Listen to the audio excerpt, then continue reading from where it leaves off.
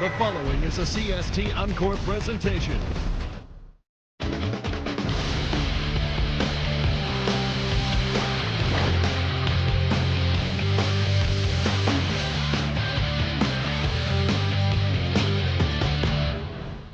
Live from Mandeville, Louisiana, CST is proud to present the high school football game of the week. Tonight, we open the season with the John Curtis Patriots and the Mandeville Skippers. Hello, everybody, and welcome to lovely Mandeville. Along with Ronnie Rance, I'm Lynn Rollins. Well, tonight in the opener, Ronnie, we've got teams that are familiar with each other, one a defending state champion, and Mandeville, a club on the rise, wanting to go where John Curtis has been 21 times. Well, a year ago, these two teams met to start the season. Didn't go Mandeville's way at all. Curtis won 43-0. But Mandeville's season really improved. They went 6-4, made the playoffs, lost in the first round to Ruston. On the other side, Curtis went on to win a state championship. But there's a different feeling this year. The teams are a little closer together, and I think Mandeville is hoping that they have a sensational evening. A different feeling for both clubs because John Curtis in 2007 is very much unlike John Curtis of 2006. Well, the Patriots lost a ton. I mean, Joe McKnight, of course, has gone on to USC, 1,884 all-purpose yards. David Seaman was an outstanding player a year ago, over 1,700 all-purpose yards. That's 47 touchdowns that are gone and 21 points per game. They've got to replace that some kind of way. Mandeville rallied from its slow start last year, made the playoffs under now second-year coach Guy LeCompte, and this is a team on the rise. Well, they're getting better, and most of that is because it's going to be the second year running that offense, and they've got a bunch of seniors that they're going to look to. If you take a look at the Mandeville numbers, they've got 9 seniors on offense. They've got 8 seniors on defense, and Chad Plaisance, the quarterback, is really going to be key. He's a guy who's got to do with his legs and his arm. He was 11 out of 15 a week ago against Holy Cross in an outstanding Jamboree victory. Well, it's Mandeville's Skippers hosting the John Curtis Patriots. It's the first in our lineup of 10 consecutive regular season games live right here on CST.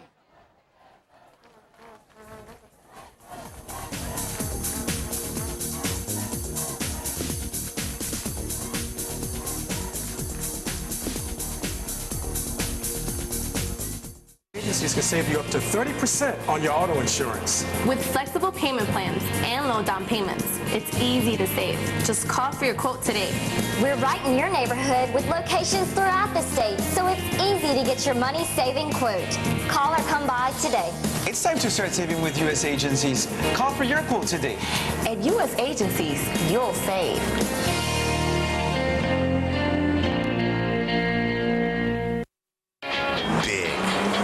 Rugged, powerful.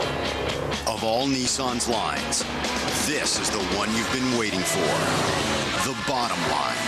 The once-a-year sales event with great model year-end deals on every powerful Nissan Frontier and Titan. Get 3,500 Nissan cashback or 1.9% financing on the Titan with class-leading standard horsepower. Get to your Nissan dealer now. Event ends September 4th, and that's the bottom line. Always wanted to have a pool. To me, that was my dream.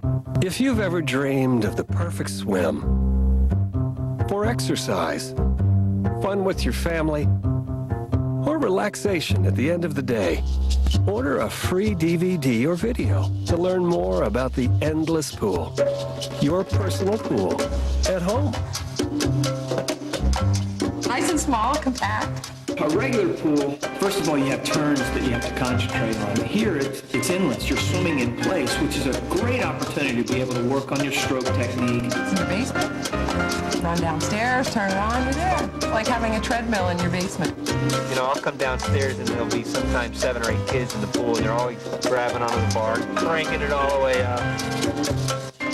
Indoors or outside. Call 800-319-9220 or visit our website to order a free DVD.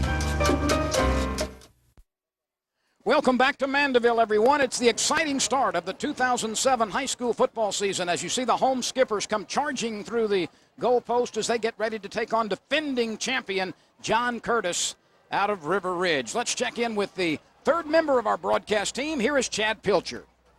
guys, and it's a privilege to be with you. You know, no matter what level of football you play at, as you embark on a new season, everyone wants to know what to anticipate, what to expect. Well, when you talk about expectations for these two programs, you're coming at it from two entirely different perspectives. John Curtis has won 21 state championships in the last 3 in a row, so obviously anything less than a championship would be a disappointment. But Coach J.T. Curtis doesn't look at it like that. He tells his team to take it one day, 1 week, and one game at a time. What does that do? It eliminates all the distractions, the highs and the lows, allows them to focus on a single opponent every week. Now for Mandeville, 1 year ago when Coach Guy LeCompte took over, everyone told him they weren't very good. But Coach LeCompte told his team to focus on what they believe inside their team and what they believe as a family. Now, a year removed from a playoff appearance, everyone's telling them they're really good and they're predicted to win this district. But Coach LeCompte is still preaching the same message. Now, what does this season hold for these two teams? Only time will tell, but they're starting to fulfill those expectations right here tonight.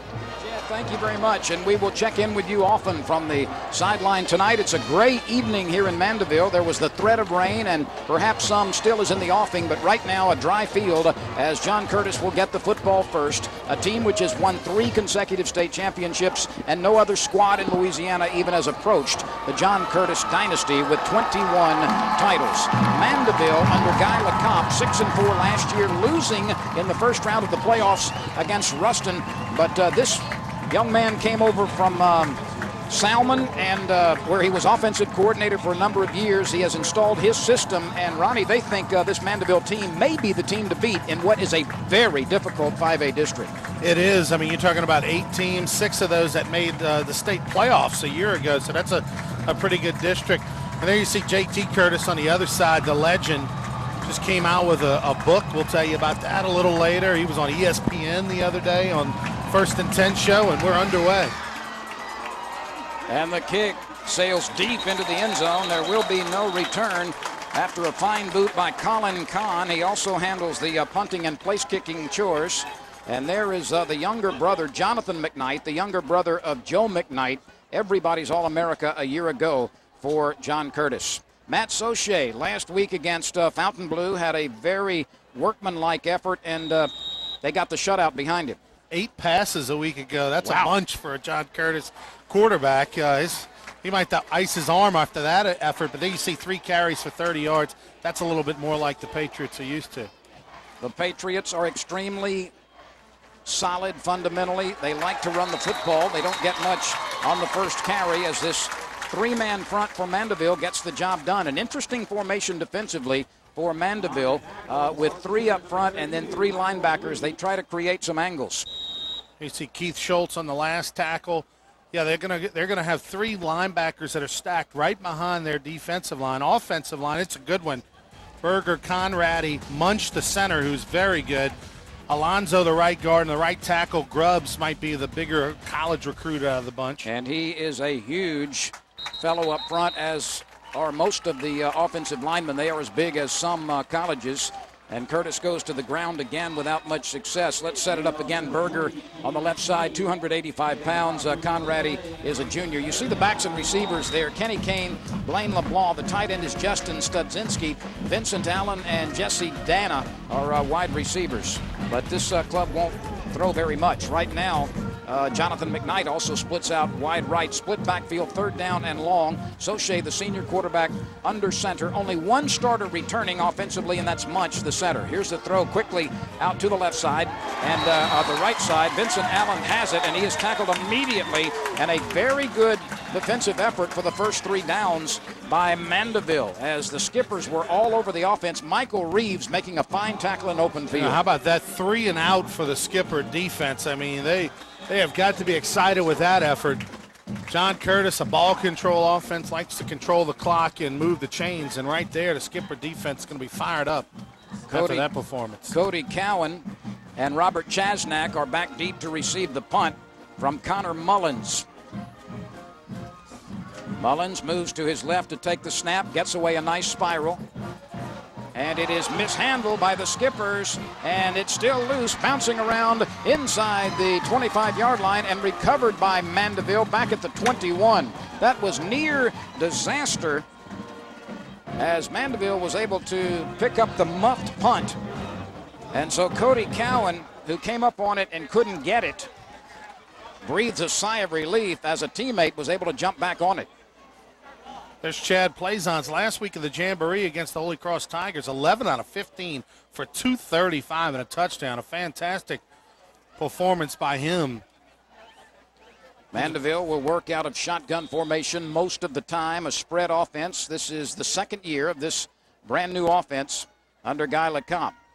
He throws it immediately to an outside receiver on the right, and not much running room there after the reception. In fact, the tackle may have come behind the line of scrimmage.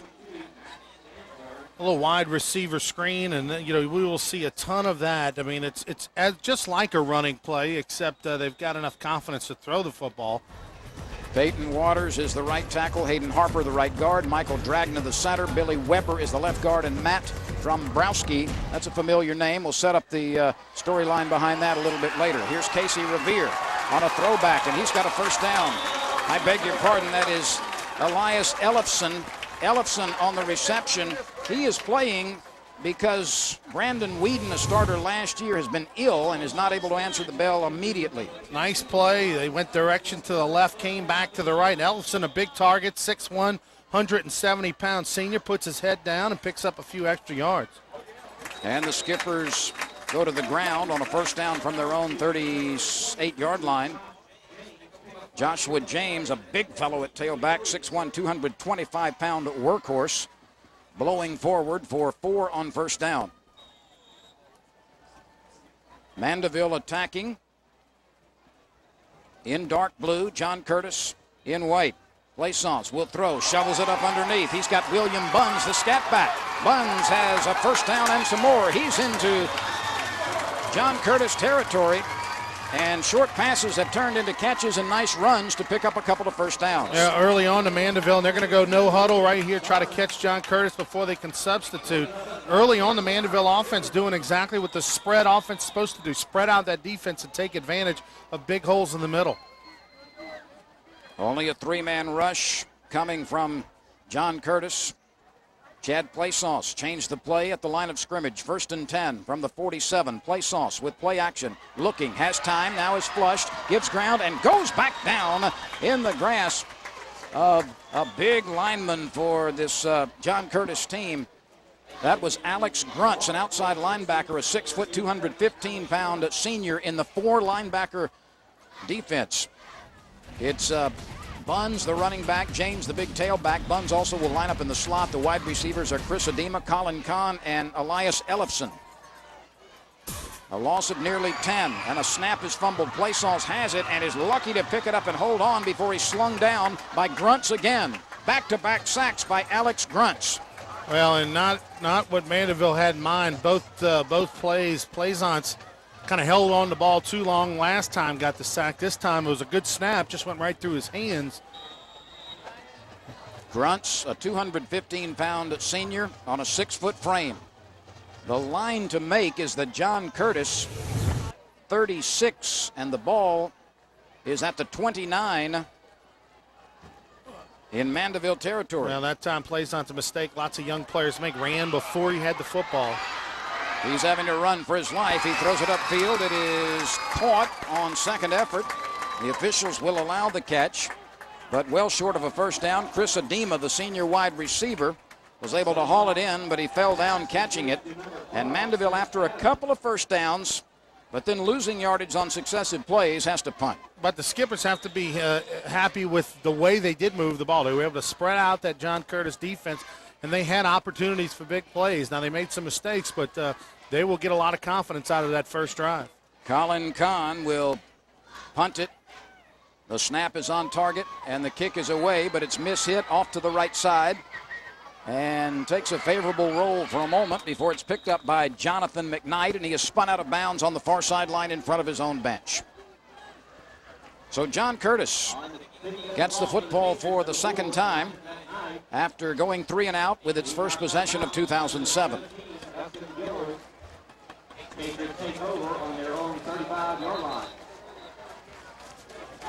Matt Soche rallies his team, and now the Patriots offense will go to the far sideline, and we'll take a timeout right here.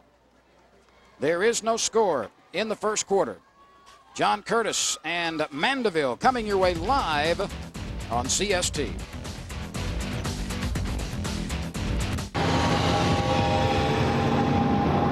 Engineered to alter your experience.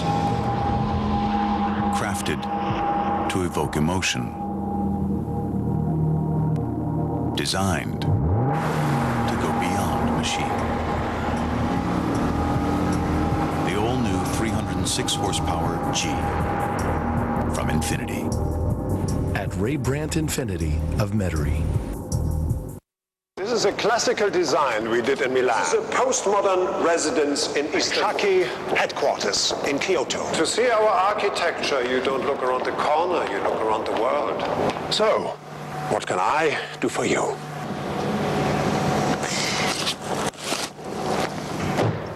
Design a house around this.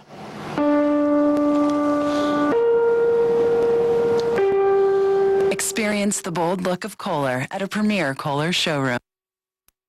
Factory outlet deals on all toy haulers starting at $14,600. Haul your bikes, jet skis, and let the fun begin. Remember, a family that plays together stays together. Family RV Factory Outlet, 2 locations.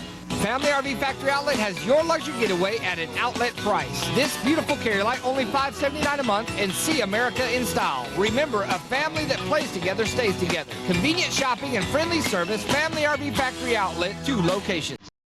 Only CST can bring you behind the scenes of Home Sweet Home, the making of the Sensations 2008 swimsuit calendar.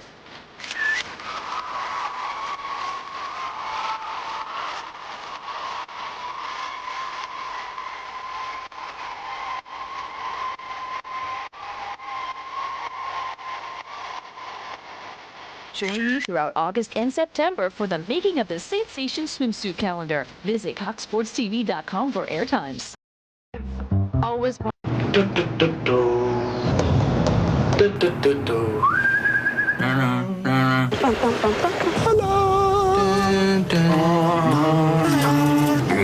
ESPN Monday Night Football, Mondays, 7:30 Central.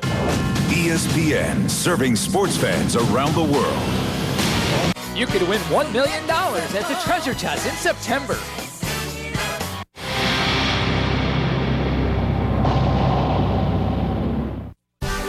Did you know that you can register to vote when you turn 17? I'm Secretary of State Jay Darden. October 20th marks a historic election in Louisiana. But to participate, you need to be registered to vote by September 19th.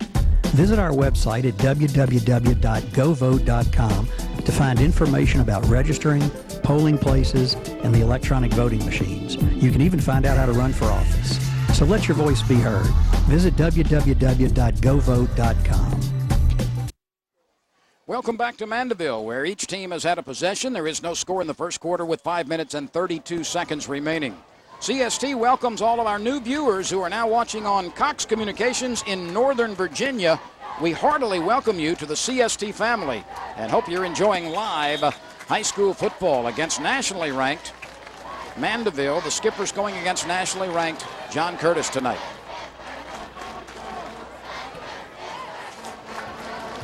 John Curtis with opening position at the 35. Soche rolls right, throws it out into the flat, and it's caught with a fingertip catch. Good enough for a first down on the near sideline. Blaine LeBlanc, the tailback, coming out of the backfield, ran a nice route, and Soche put it right on his fingertips. And boy, we're seeing a little bit different John Curtis offense here tonight. I mean, we've already seen a couple of passes, and they're going to try to spread out the Mandeville defense a little bit.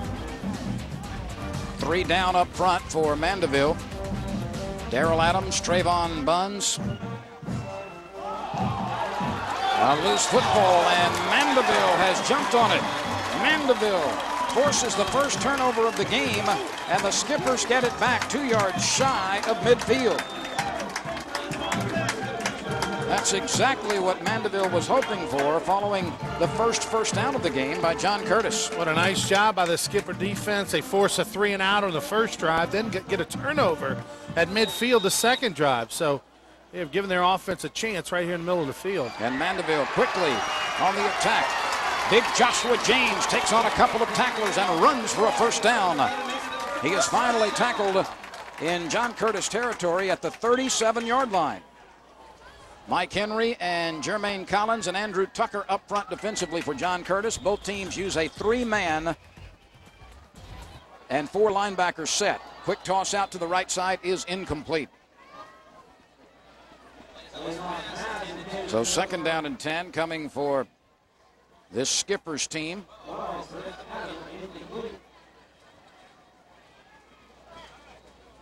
It was not much of a ball game between Mandeville and John Curtis last year, and the Skippers certainly feel they've got a much better opportunity in 2007. Plaisance rolling right, and he is in trouble and draws a crowd and goes down under a triple team sack. Just nowhere to go that time, as 3 linemen for John Curtis were able to overpower the Mandeville Skippers. Plaisant's going to have to do a good job of managing the game tonight. He's going to have to learn to get rid of it at times. It's hard for a young quarterback to do. You always want to make a play, but sometimes the best play is just to throw it away. Right there when he rolled to his right, he had a chance to kind of just throw it out of bounds. Instead, he took the big sack. Not the direction you want to go against the John Curtis defense. So it's 3rd down and very long, and a little throwback underneath. Wide receivers got it. Makes one man miss, but can't get rid of another one, and that is Brandon Whedon, who was a starter last year. Whedon, a rangy fellow and a very good player at 6'2", 215 pounds. He's also an exceptional basketball player. On 4th down, and Mandeville's actually going to go for it. 4th and about 8. Plaisance looking over to his bench, and he'll take a timeout. And we'll take one with him. So Mandeville, which is trying to take the attack to the John Curtis team, will talk it over with 4th and 8 when we return.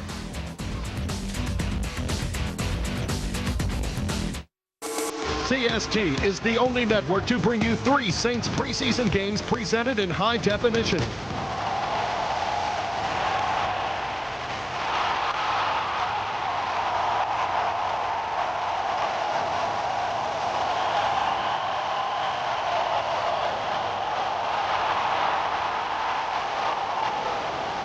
Brought to you locally by Dodge.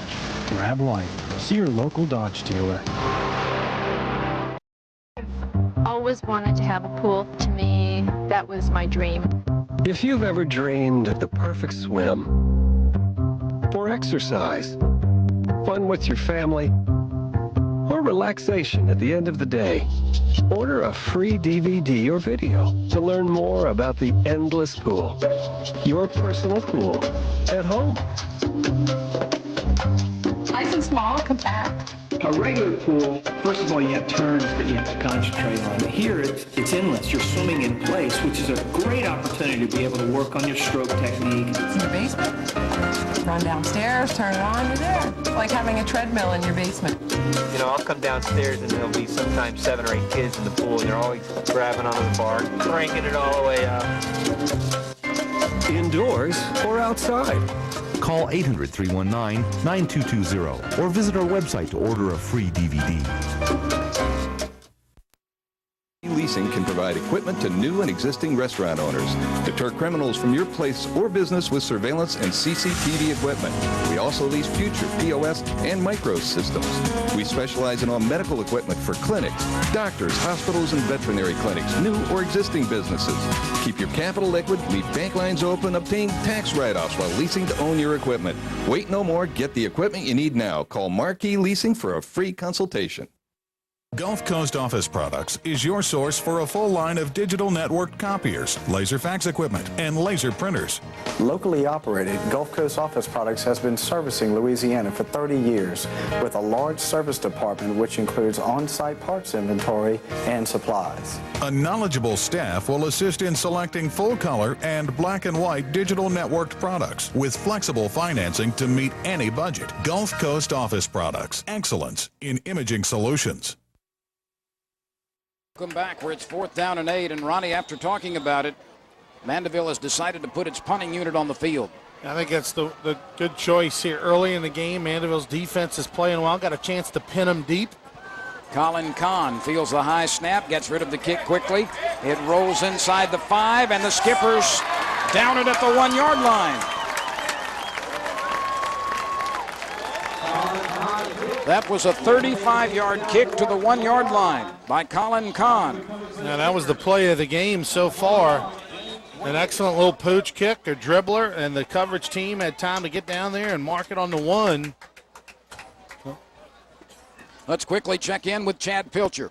Guys, as this game goes on, you can see a lot of enthusiasm down here on the Mandeville sideline. Obviously, this team is very excited. Playing a John Curtis team, they lost to 43-0 last year. I asked Coach LeCompte what he thought about playing such a nationally high-ranked John Curtis team. He said it's not just another game like most coaches say. He said this is a big-time team. It's a huge test for our team, and it's an opportunity to play these guys, get better, and if we win, wow, what a bonus.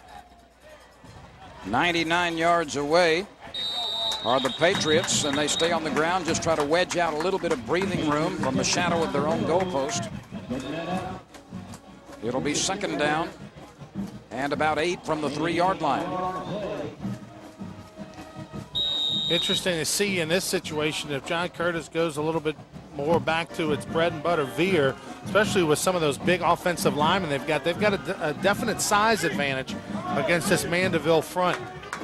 Veer formation here with the split backs. Quarterback sneak for Sauché, and he gets to perhaps the 4, maybe a yard or 2. But the middle of that Mandeville line was equal to the task. There is no score as we come late into the first quarter. The scoreboard clock is inoperable here, so the clock is being kept on the field. And we've got a man on the scene in the back pocket of the official who is keeping the clock. Schultz, Tyler, and Rubuchet, the linebackers, and they are very good. Here's a handoff, and not much going as Mandeville just plugged up the middle, not expecting John Curtis to go deep into its playbook near its own goal line. And the punting unit has to come to the field as Kenny Kane, the fullback, was unable to get enough yardage. Now J.T. Curtis deciding to go conservative here on this drive, not to take any chances. 2 quarterback sneaks and then a little off-tackle dive play, but Mandeville smelled that one, and they got 4, 5, 6 guys to the football. So, I mean, just as good a start defensively as you could possibly have for the Skippers. 2 3-and-outs and then 1 turnover in drive number 2. And Connor Mullins' punt slides off the right side of his foot, and it's recovered legally by Mandeville. The Skippers will have excellent field position inside the 40-yard line. Cody Cowan came up and covered that ball, and there is an injured Patriot.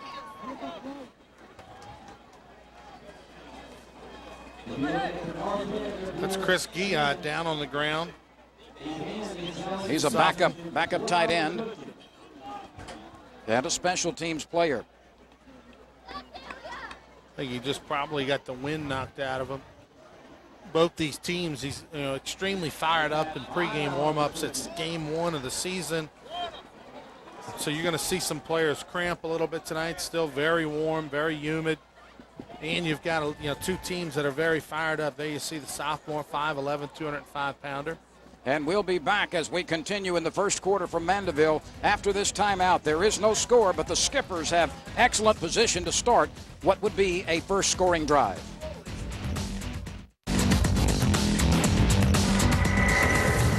Tune in to CST every Thursday at 6 p.m. for Outside the Huddle. Host Brooke Erickson goes behind the scenes with the New Orleans Saints for lifestyle features and interviews focusing on the team's contributions to the community. Visit www.coxsportstv.com for more information.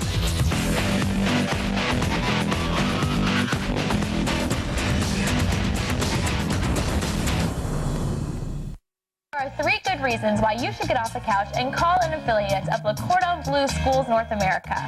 1, they'll send you complimentary information about the world-famous Le Cordon Bleu culinary program. 2, they can help prepare you for an exciting career as a chef, pastry chef, caterer, or more. 3, it can open the door for the kind of future you've always wanted. Call now for a complimentary brochure. For a brochure, call Le Cordon Bleu Schools of North America at 800-817-5932. Call now.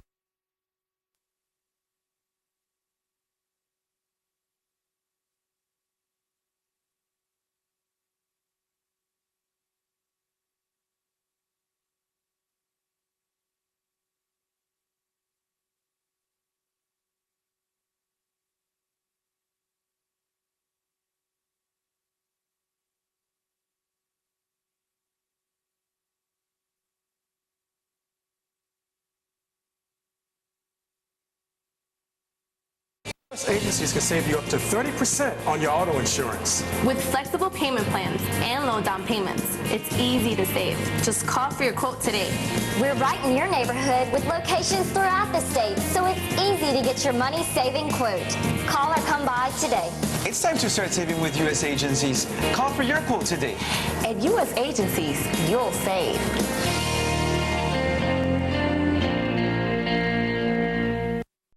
CST Saints Tonight is the #1 place to get the inside story to satisfy your craving for New Orleans Saints football.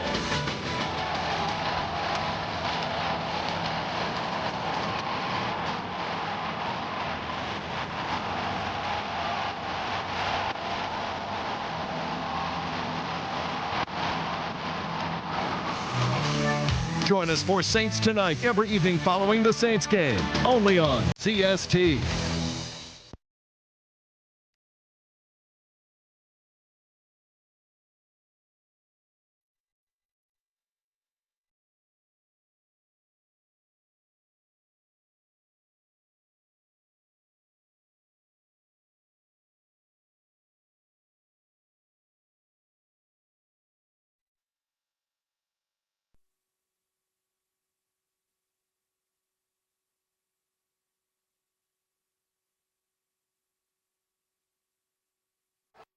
Well, they've come with their captain's hats painted in blue. Some are bare-chested, and they are revved up here at Mandeville with the Skippers leading 3-0. And that gentleman on your right, painted in blue, has pressed into service and belted out a wonderful rendition of the national anthem before the game.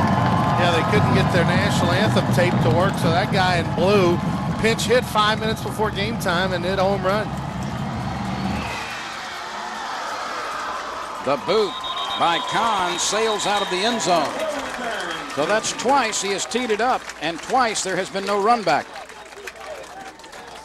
Well, it's a weekend full of college football. Season openers on CST. Saturday at 2:30, 3:30 Central.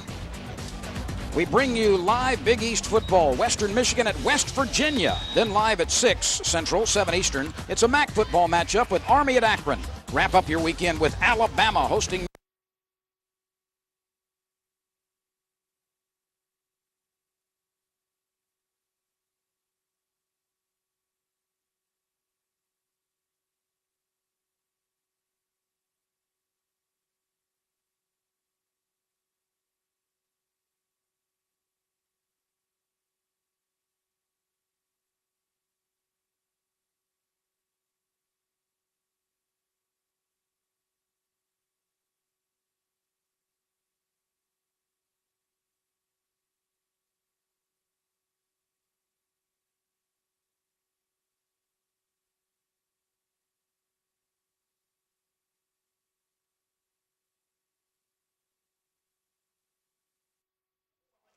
Well, the Mandeville mascot is fired up, and why not? The home-standing Skippers have a 3-0 lead over favored John Curtis in this season opener.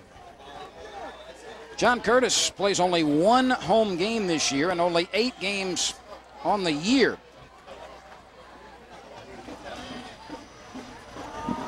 And we've got immediate, I beg your pardon, Ronnie, an immediate timeout as the teams came out of the break, and then the officials, I think, are going to see if that clock is working properly. Now, John Curtis's schedule this year, and for most years, most teams play 10 games, but the Patriots have trouble scheduling 10 games. They don't really have they don't have an on-campus stadium, so stadium issues is a problem. And as you take a look at their schedule, look at that. Not until October 12th, when they play Riverside, do they get what's considered to be a home game. Everything else is on the road, all of their district games, and they've even go to Longview, Texas to play. But they only play 8 regular season games, whereas most teams play 10. It's because they only have 4 teams in their district: Fisher, Riverside, St. James, and Newman, rather. And they just don't, they can't get teams to play them. Well, they've got a break between that Longview, Texas, and Fisher game. An off week between those two. And also an off week between the Riverside St. James game. Let's check in with Chad Pilcher down on the sideline. Chad? All right, guys, well, it looks like we have the clock problems resolved. The clock is working. It is fixing. We're currently in a pause to allow the officials to get all the way back up to the field. As you might have seen, I was standing beside the official on the field earlier during that first quarter. He was keeping it manually with a stopwatch. So that's how we were operating the clock there in the first quarter. Everything is supposed to be fixed now. We should be up and running. So John Curtis has the football, trailing 3-0. It's 2nd down and 7. Curtis operating from its own 23-yard line. Matt Sauché is under center, split backfield. Sauché fakes and throws it deep. He's got a man behind the secondary. The pass is underthrown but caught by Vincent Allen. Vincent Allen running down the near side sideline, and he is run out of bounds near the 30. Vincent Allen made a nice comeback of that ball, recognizing it was underthrown, and the defender had not turned around to defend. Yeah, Sauché with plenty of time, fakes the dive to the right side. Then just kind of throws it up for grabs. He had one-on-one coverage out there. Vincent Allen did. He did a nice athletic play. Come back, make the catch, and then he picked up about 25 extra yards on a fine move on the fake to the inside and right up the sidelines. Cody Cowan was in initial coverage and then came back to make the tackle. John Curtis goes to the ground on first down following its longest play from scrimmage, and Jonathan McKnight, the younger brother of All-America Joe McKnight, gets his first carry. You know, a year ago, Jonathan McKnight was number 6, but he changed his number to 4. That's the same number his brother wore, John Curtis. Let's take a look at first quarter numbers, and the Skippers have a big lead. 71 passing yards, but look at that, only 34 yards in the first quarter for John Curtis. That does not happen to the Patriots often. Running room to the right side, the split backfield, 2 tight end set, and Blaine LeBlanc on a straight handoff goes over the left side, running along the near side hash mark, and he blows forward to maybe 1.5 yards or 2 yards short of a first down. Blaine LeBlanc, number 34 for John Curtis, who carried that ball, had a big jamboree last week. He had 2 touchdowns against Fontainebleau, over 57 yards rushing in that ball game. Keith Schultz, the middle linebacker, was the stopper for the Skippers. 3rd and a couple. Handoff goes to Marquez Patterson, and he is racked up at the line of scrimmage. It looked like he was going to get the first down, and then he was knocked backward with some authority. Well, the impressive thing for Mandeville's defense is that even though with a 3-man front, they're doing a nice job of, not getting blown off the ball by that bigger John Curtis offensive line. They're able to stand that offensive lineman up, and that allows those very good linebackers to flow to the football. And so far, Mandeville's won that battle more times than not. John Curtis needs to get to the 20-yard line to keep this drive alive. 4th and 1. Quarterback sneak. Sauché's got enough, but there are flags thrown in the middle of the pile. Let's check the penalty markers. Dead ball. It appeared John Curtis had an early start. Offense. Ball start. Down. So a false start on 4th and 1 costs John Curtis. And now the Patriots have 6 to get on this 4th down play. Split backfield, 2 receivers to the right. Sauché, the senior quarterback, rolls to the wide side. He chunks it to the flat. It's caught for a first down. Blaine LeBlanc, coming out of the backfield, was able to make that catch as he moved down into first down territory, and that's twice that Sauché and LeBlanc have hooked up on the little flare. But LeBlanc shows his versatility, able to run it with power up the middle, and then also shows nice hands. It's his 2nd catch of the evening, and a good timing route right there. Sauché to LeBlanc, hits him in stride, able to pick up the first down and a little extra. First down coming at the 15-yard line, and a handoff inside, not much available. John Curtis running most of the time, trying to use those big fellows up front. Berger and Conradi on the left side at 285 and 260 respectively. Munch in the middle, and he's a fine center, a senior at 270. George Alonzo and Ray Grubbs on the right side, 300 and 305 respectively. 2nd down for the Patriots. Sauché under center, hands it off again, and 3 or 4 yards perhaps on a quick blast over the right side. LeBlanc, who was on the receiving end of a Big catch on 4th down. Ran it that time for a couple. 3rd and a short 3 facing John Curtis in 4-down territory. Mandeville leads 3-0 on a 34-yard field goal late in the first quarter. 2 receivers split wide left. Sauché hands it off on the quick blast. And running hard to the stripe. Touchdown! It is Blaine LeBlanc, that senior tailback, who hits the hole with authority, 180 pounds on a 5'10 frame, and he just blasted his way to the goal line. Well, he is the prototypical-looking John Curtis running back, and look at the way he hits the hole and just keeps his legs going. He broke about 3 or 4 tackles by the Skipper defense and just kept chugging on that 5'10", 180-pound frame. Excellent second and third effort by the senior running back. A 7-yard touchdown blast. And the scoreboard has changed in John Curtis's favor. Stone Spear will attempt the extra point. Snap is fumbled, and all bets are off now. The pass is incomplete from the holder. As it went awry, Stone Spear was never able to get his foot on it. Matt Sauché was the holder and couldn't get it down cleanly. But John Curtis, on a run by LeBlanc, takes its first lead of the night. 8:29 remains in the first half. And it's 6-3, John Curtis leading Mandeville.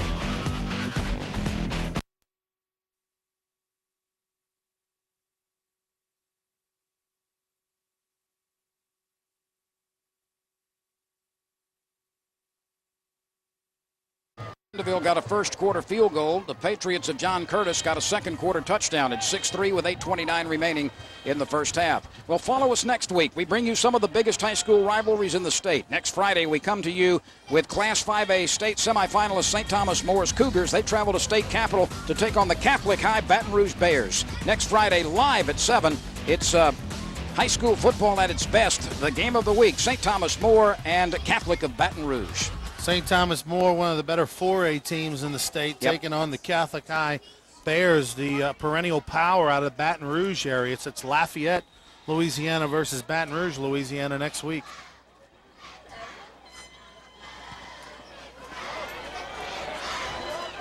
And the kickoff is bouncing around on the sideline and goes out of bounds. Let's quickly check in with Chad Pilcher. Chad? And, you know, early in this football game, the Mandeville offense has had a lot of success throwing the football and moving it up and down the field, and they've done that against what Coach J.T. Curtis calls probably his best secondary that he has ever had. Number 28, Robbie Green, is a 4-star recruit, can go anywhere he wants. Number 17, Alex Laricella, and number 13, the free safety, P.J. Smith, are also big-time D1 recruits. You know, Coach Curtis doesn't like to blitz a lot. He likes to play his base fronts and let the game take care of itself, but what he ends up getting, rather than those blitzing sacks, he gets a lot of cover sacks because this secondary is just so good. Well, if J.T. Curtis says it's the best secondary he's ever had, that's pretty good. That's a mouthful. Mandeville, after taking the ball following the kickoff penalty out of bounds, reels off some good yardage, just short of a first down, second down and about a yard to go as Curtis on the sideline, certainly into it in the first game. You know, Ronnie, he still gets nervous. He still gets antsy before a ball game. Well, that's surprising considering, you know, everything that he's seen in the 21 state championships that he gets nervous, but he's intense. That's why the program is at the level it is, that he plays every game like it's his coaches every game like it's his last. William Buns comes to the near side. He cannot turn the corner, but he might have enough.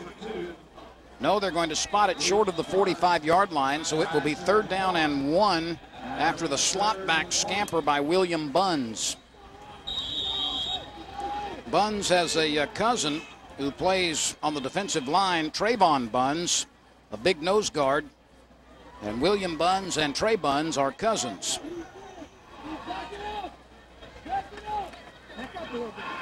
Third down and a yard. Place-offs from shotgun formation. Hands it off to Joshua James, and the big fella just runs right up into the middle of the pile and powers his way for a first down. There are some who think that 2nd and 3rd and short caused problems out of shotgun, but when you got the big guy, Joshua James, with a head of steam, he's got 3 steps in front of him before he gets to the line of scrimmage, and that momentum was powerful. Well, he looks good when he squares his shoulders. Big 23, 6'1", 225. That's a huge high school running back. Not many defensive players are going to stop his momentum. Plaisance has time, but then throws it in between a couple of receivers. Colin Kahn was one of them, and Brandon Whedon was the other. Getting back to that Whedon story just a moment as we look at the Skipper's schedule here. What a tough district this is. West Jefferson, Walker, St. Paul, Slidell, Ponchatoula, Fontainebleau, Hammond, Northside, and Covington. That's ahead for the Skippers. The throw goes to the outside. It is low, but a diving reception is made by Chris Adema. A nice catch by Adema. And the Skippers quickly get back to the line of scrimmage.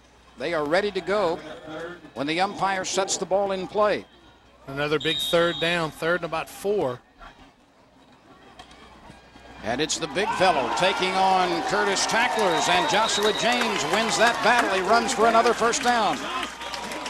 Like I said, when he gets that momentum going, he's going to pick up an extra couple yards after contact, and that was the case. The Curtis defense had him stop short of the first down marker, but he is able to just keep the legs going and power for a first down. Plaisance has his team ready to go again. 2 receivers left and 2 to the other side, and an early start from Chris Adema. Well, Adema got off early, and you know, Ronnie, when you're a wide receiver, that's really an inexcusable sin because you can see the ball being snapped. Ball. You don't have to wait Illegal for procedure. the count. Offense. Still first down. Bob Taylor, the referee, you just heard him, and the rest of his crew. Yeah, that's really an unacceptable penalty, particularly when you're moving the ball against John Curtis. You're going no huddle. Just hold your milk a little bit there when you're on the outside and look inside and make sure you see the ball move before you take off. Pretty easy. 1st and 15, the line to make is the John Curtis 31. Plaisance fakes, lobs it out to the left side. It is caught in traffic by Colin Kahn. He pulls away from one tackler and gets some extra yardage before he's wrestled down near the 38-yard line. Getting back to that 7-5A picture in just a moment as we take a look at the throw out to the left. Colin Kahn making the stretching catch and then is able to get some extra yardage with Alex Laricella hanging on. Right back to the ground goes Joshua James, and he picks up some good yardage. Ronnie, just to continue that story about District 7-5A, there are 8 teams in that district. 6 of them made the playoffs last year, 6 of 8. Only Ponchatoula and Hammond did not.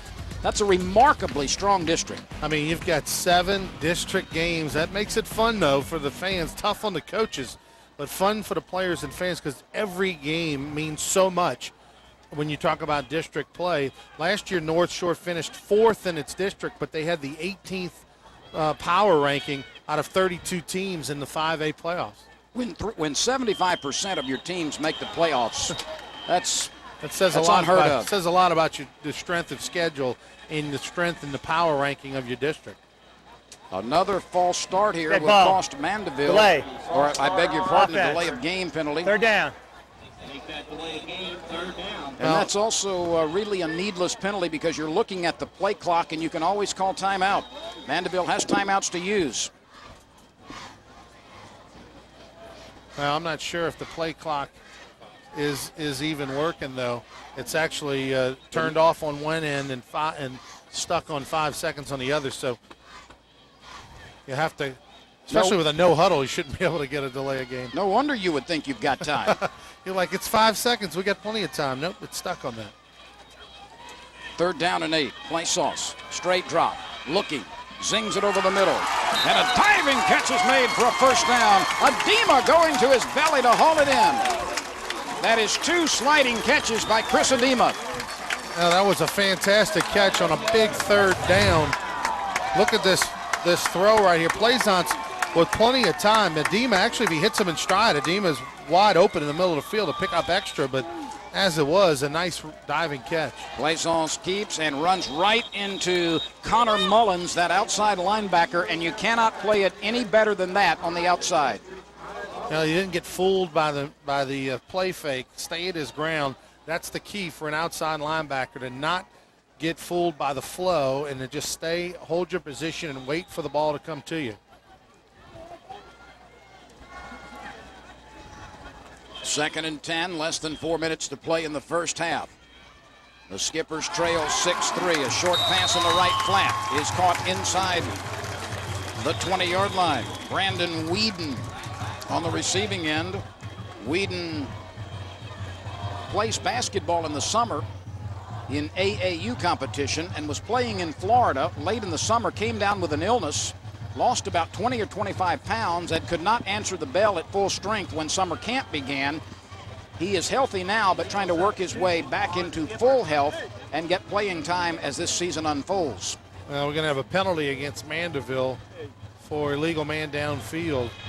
Ineligible receiver downfield on the offense. Still second down. So that penalty backs the Skippers to the 31-yard line. They need to get to the 15. So you see number 6 Whedon in the slot in the lower part of your screen. 6'2", a big target. Plaisance looking that way. Now slips it inside. And the little Utah pass almost went for some yardage, but Mike Henry, the defensive tackle, recognized it and was able to get a paw across the ankle of the ball carrier. Well, that was a nice play by Henry, because if Bunn gets by him, he picks up about 10, 11 yards.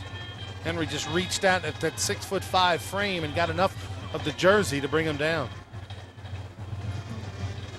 Third down and about 14. We come near the 3-minute mark, and the Skippers will take a timeout. Mandeville wants to pick up some ground here. A 50-yard field goal at this point to tie it. A little too far. They got to get closer. Colin Kahn has a 34-yarder to his credit. That gave the Skippers the lead in the first quarter.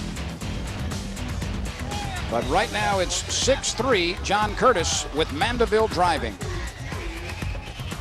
Hello, everyone. I'm Victor Howell. And I'm Paul Crane. And we'd like to invite you to join us every Saturday night at 10 p.m. Central for CST Tonight. We'll have our eyes on regional sports over to Lubbock, Texas, north to Arkansas, and east to Gainesville, Florida. Plus, we'll give you insight into the people, places, and things that make your teams click. That's CST Tonight. New look, same great teams.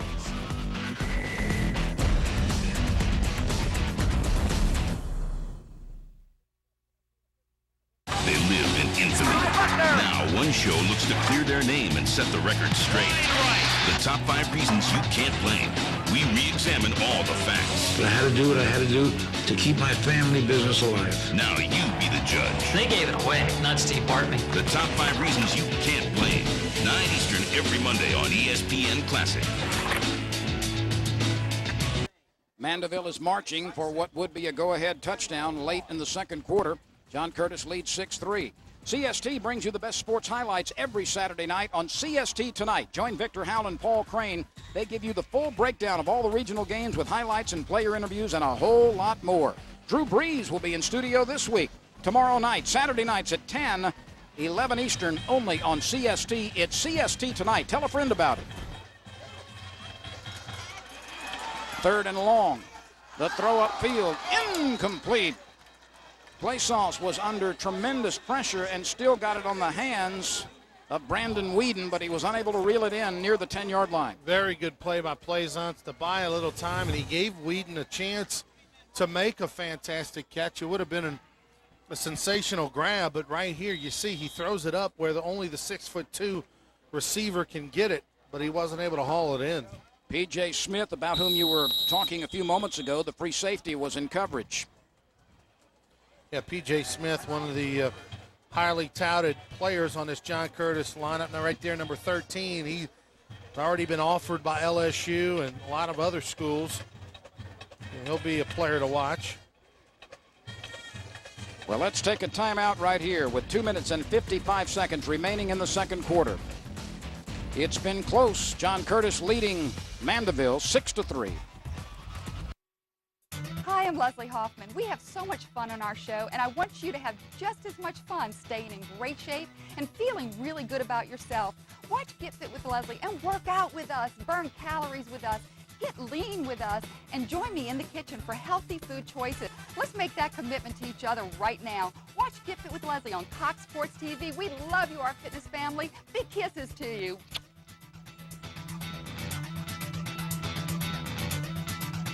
Hello, everyone. I'm Victor Howell. And I'm Paul Crane. And we'd like to invite you to join us every Saturday night at 10 p.m. Central for CST Tonight. We'll have our eyes on regional sports over to Lubbock, Texas, north to Arkansas, and east to Gainesville, Florida. Plus, we'll give you insight into the people, places, and things that make your teams click. That's CST Tonight. New look, same great teams.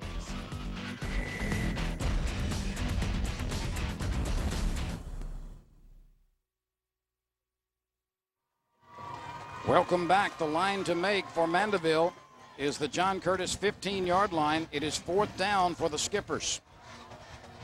2 minutes and 55 seconds remain in the second quarter. A touchdown would give Mandeville the lead. Now, it's a 50-yard field goal at this point. That's a little too far, and if you put it in the end zone, you'd only pick up about 8 yards, so the Skippers are going for it. They need 14. Here's the throw. It is intercepted by Laricella. Laricella dragged down as he returns it to the 25-yard line.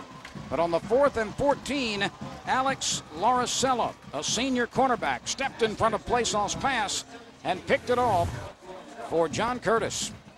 Let's see right here. I think one of the receivers, I thought Adema fell down on this play. It was either Adema or Whedon that was on the ground. And that's why you didn't see a skipper receiver in the area to try to break up this ball. Watch here.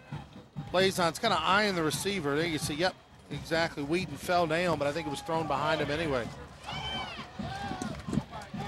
John Curtis going to the ground on first down and breaking some tackles. And powering his way forward is Kenny Kane, the 6', 205-pound junior fullback. As well as Mandeville has moved the ball here in this first half against a very good Patriot defense. They only have 3 points to show, and that's going to catch up to them as this game goes on. 2 minutes and 15 seconds remain. John Curtis right now appears to be content with trying to pick up first downs and run out the clock and take a slim 3-point lead to the halftime break. Big third down right here. If Mandeville can get a stop, might force the Curtis Patriots to punt the ball and then get the ball back with under 2 minutes to go in the first half.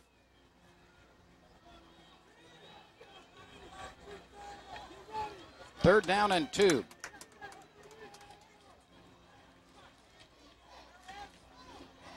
Kenny Kane blasts straight ahead. He's got a first down.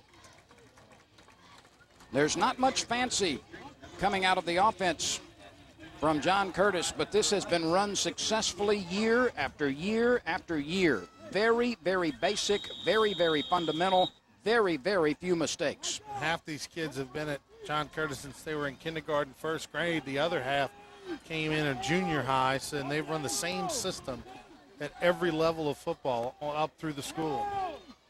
2 receivers right. Sauché backpedals and falls down, a self-induced sack, and now we've got a late flag thrown by the umpire in the middle of the field. Not quite sure who was in the tangle up there with Ray Grubbs, the right tackle for John Curtis. 6'4", 305-pound senior was in a little shoving match with one of the Skipper defensive linemen. And this will cost the Skippers 15 yards on a personal foul penalty. And that's really a needless penalty with the quarterback sliding to the ground in a sack. First down. A self-induced sack. But John Curtis gets 15 yards after the play. And the ball is near midfield with 77 seconds remaining in the first half. Sauché is content to hand it to Kane. He gets to midfield, a gain of 2. He's twisted off his feet there. Let's see if the Patriots take a shot downfield. They were going to try to go to McKnight on a deep pass when Sauché fell down last time. See if they go back to it again. Well, Kane leaves, and Vincent Allen, a wide receiver, comes in. Less than a minute to play. From midfield. Late in the first half. A reverse option. The quarterback, Sauché, keeps it, steps forward for 8 or 9 yards. He's very close to a first down. But the clock continues to move and now is stopped with just under 35 seconds left.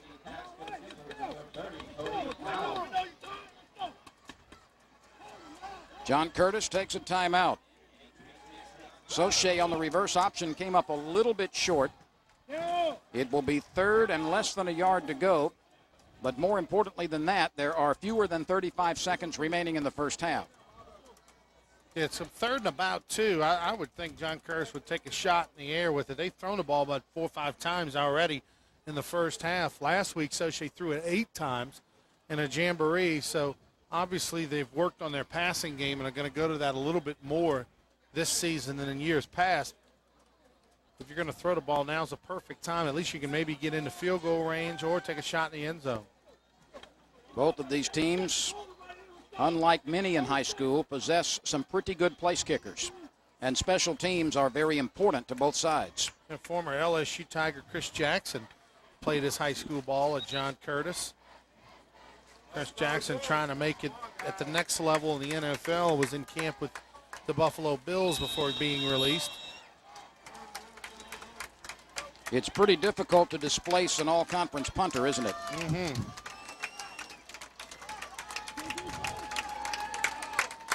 Third down and 2 with a little over half a minute to play in the half, and a quarterback sneak by Sauché is plenty good enough for a first down. This will stop the clock momentarily near the 35-yard line. That quarterback sneak picked up about 7-8 yards. Just a big wedge right up the middle. And it used only 7 seconds. Now let's see if John Curtis throws the ball downfield. Again, the split backfield. Sauché retreats. He rolls right. He's got time. He lets it fly deep to a spot. It is intercepted. It looks like Michael Crane. He is still running. Gives a hip. Takes it away. And finally is dragged down in John Curtis territory. And I beg your pardon, that is Jeremy Mitchell on the interception. And now we've got a penalty flag thrown, perhaps excessive celebration. But Jeremy Mitchell, the cornerback, made a fine interception on the far sideline. Oh, see, I hate to see that call from the official. I didn't see anything, any taunting or anything going on between the Mandeville player and John Curtis. His sideline was excited, and they're going to get hit with an excessive celebration Dead penalty. ball. Unsportsmanlike conduct on the receiving team. First down. This is a fantastic athletic play. Sauché's going to throw it up for grabs. He's got one-on-one coverage down the line, but Mitchell makes a nice catch over the shoulder, but then the run after the catch was excellent.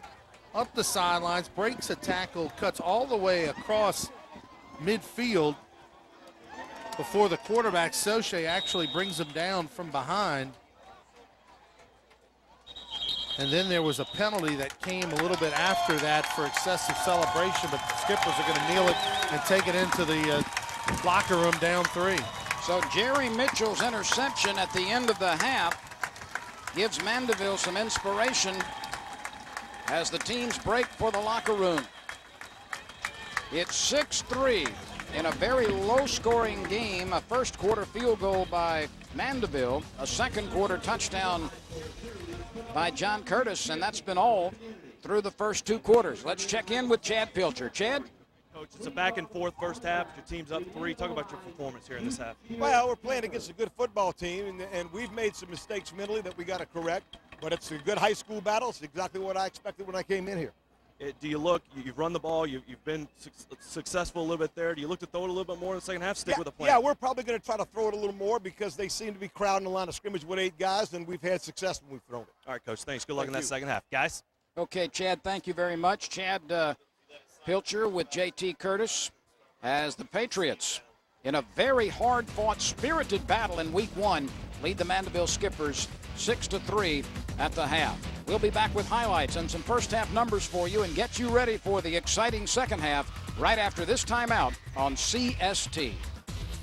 More of what you love about ESPN on your computer. ESPN 360, the exciting online broadband application from ESPN. Streaming video you control. Exclusive content you won't see anywhere else. Live games, extended analysis, and special previews of ESPN premieres. Go to ESPN360.com today.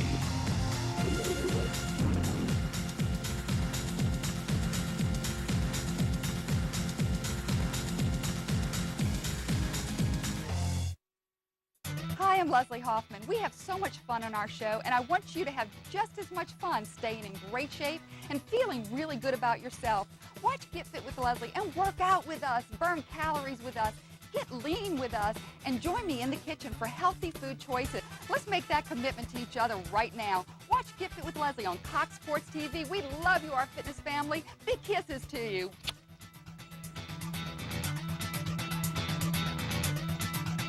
Hello, everyone. I'm Victor Howell. And I'm Paul Crane. And we'd like to invite you to join us every Saturday night at 10 p.m. Central for CST Tonight. We'll have our eyes on regional sports over to Lubbock, Texas, north to Arkansas, and east to Gainesville, Florida. Plus, we'll give you insight into the people, places, and things that make your teams click. That's CST Tonight. New look, same great teams.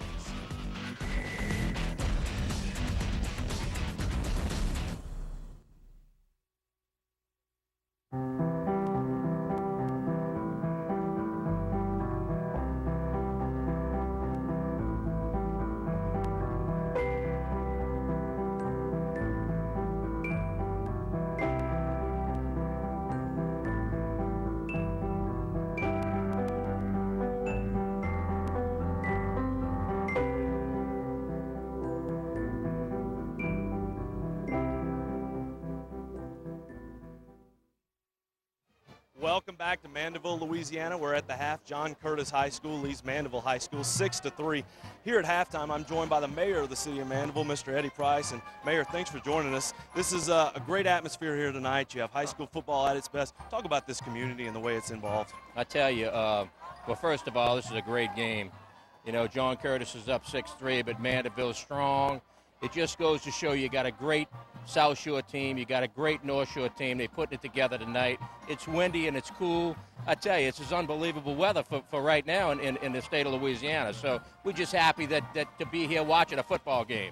Exactly, and you have the football, but I know as much as these kids put into it, there's so much more going on here on the North Shore in Mandeville. Talk about some of those things. Well, you know, we still got Katrina issues over here. Not to the extent that we had them 2 years ago, but you know, some of these kids lived through that and had to really fight for what to practice football. And just being here tonight with those same kids, I think is a tribute to the community and to those kids and their parents. And exactly, you see the parents and their involvement. You see the principals. Does it get any better than this? Is this what it's all about? I tell you, this is what life is like in Mandeville.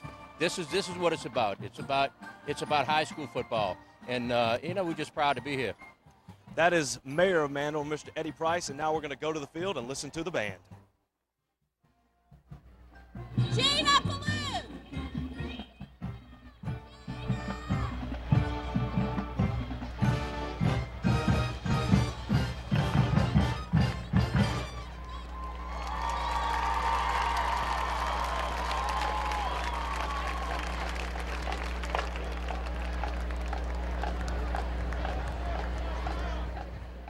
One network brings you sports news fast, sports news now, sports news 24/7. Only ESPN News with scores in real time. The two best offenses in the country. Highlights of games in progress. This team can run. Breakdowns from trusted ESPN analysts. What an incredible team. That is pretty solid football. All news, all sports, all the time. ESPN News.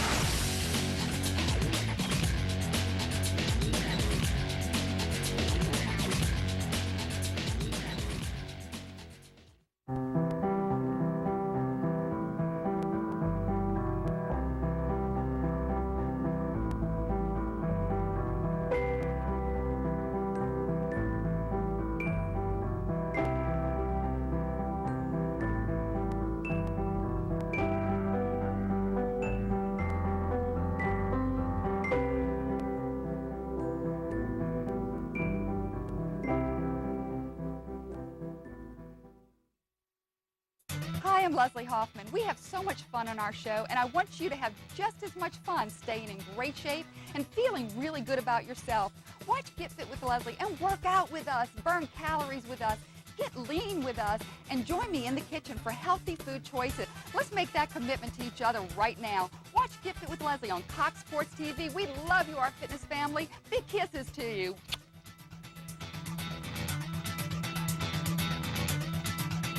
Hello, everyone. I'm Victor Howell. And I'm Paul Crane. And we'd like to invite you to join us every Saturday night at 10 p.m. Central for CST Tonight. We'll have our eyes on regional sports over to Lubbock, Texas, north to Arkansas, and east to Gainesville, Florida. Plus, we'll give you insight into the people, places, and things that make your teams click. That's CST Tonight. New look, same great teams.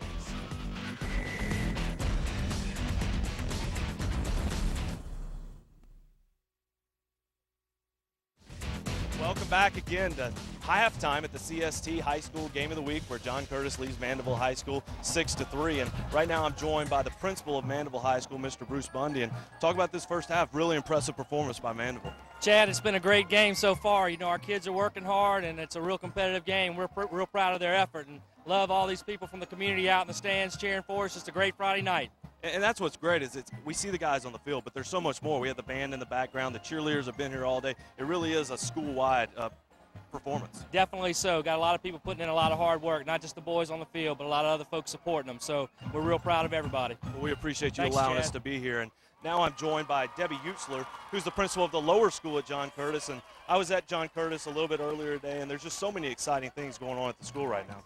We do a lot more than just athletics, and that is a major part of our day, or our program, but we also, I'm at the lower school. We start pre-K through 6, and that's when we start our academic development with our kids. So we're strong in math, we're strong in science, we do academic games, we do band, and you see all these kids have started with me from pre-K and they just continue on. And it's special, so whether it be football, other sports, as long as it's extracurricular activities, the kids are growing. That is an integral part of every student's life. They need to be involved in something, whether it's cheerleading, Key Club, Interact Club, Honor Society. We want them part of that school atmosphere. You know, when there's great schools, always at the top you see great leaders. I think we saw 2 of those here tonight talking to us, and we see such a great atmosphere here in Mandeville, Louisiana.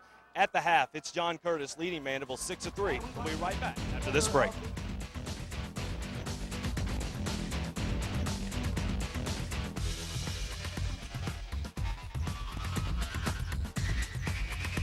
Hello, everyone. I'm Victor Howell. And I'm Paul Crane. And we'd like to invite you to join us every Saturday night at 10 p.m. Central for CST Tonight. We'll have our eyes on regional sports over to Lubbock, Texas, north to Arkansas, and east to Gainesville, Florida. Plus, we'll give you insight into the people, places, and things that make your teams click. That's CST Tonight. New look, same great teams.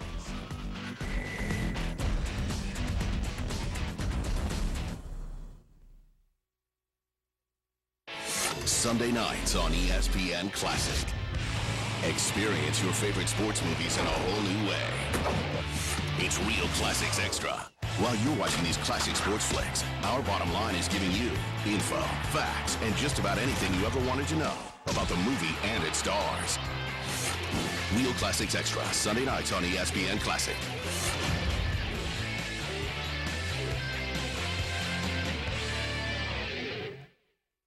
More of what you love about ESPN on your computer. ESPN 360, the exciting online broadband application from ESPN. Streaming video you control.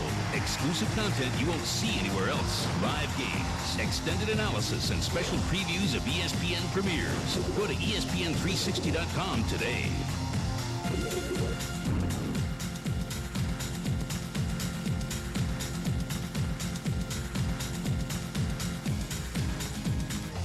Saturdays, sports fans will be heard. Ron's the next George. The Pulse brings 3 interactive hours of fan feedback. We're talking Patriots dynasty. The Pulse is live and all about your opinions. You email us because the Pulse is the place to sound off. It's the Red Sox year. Trojans are on a roll. Barry Bonds and steroids. The Pulse, Saturdays 1 to 4 p.m. Eastern, only on ESPN News.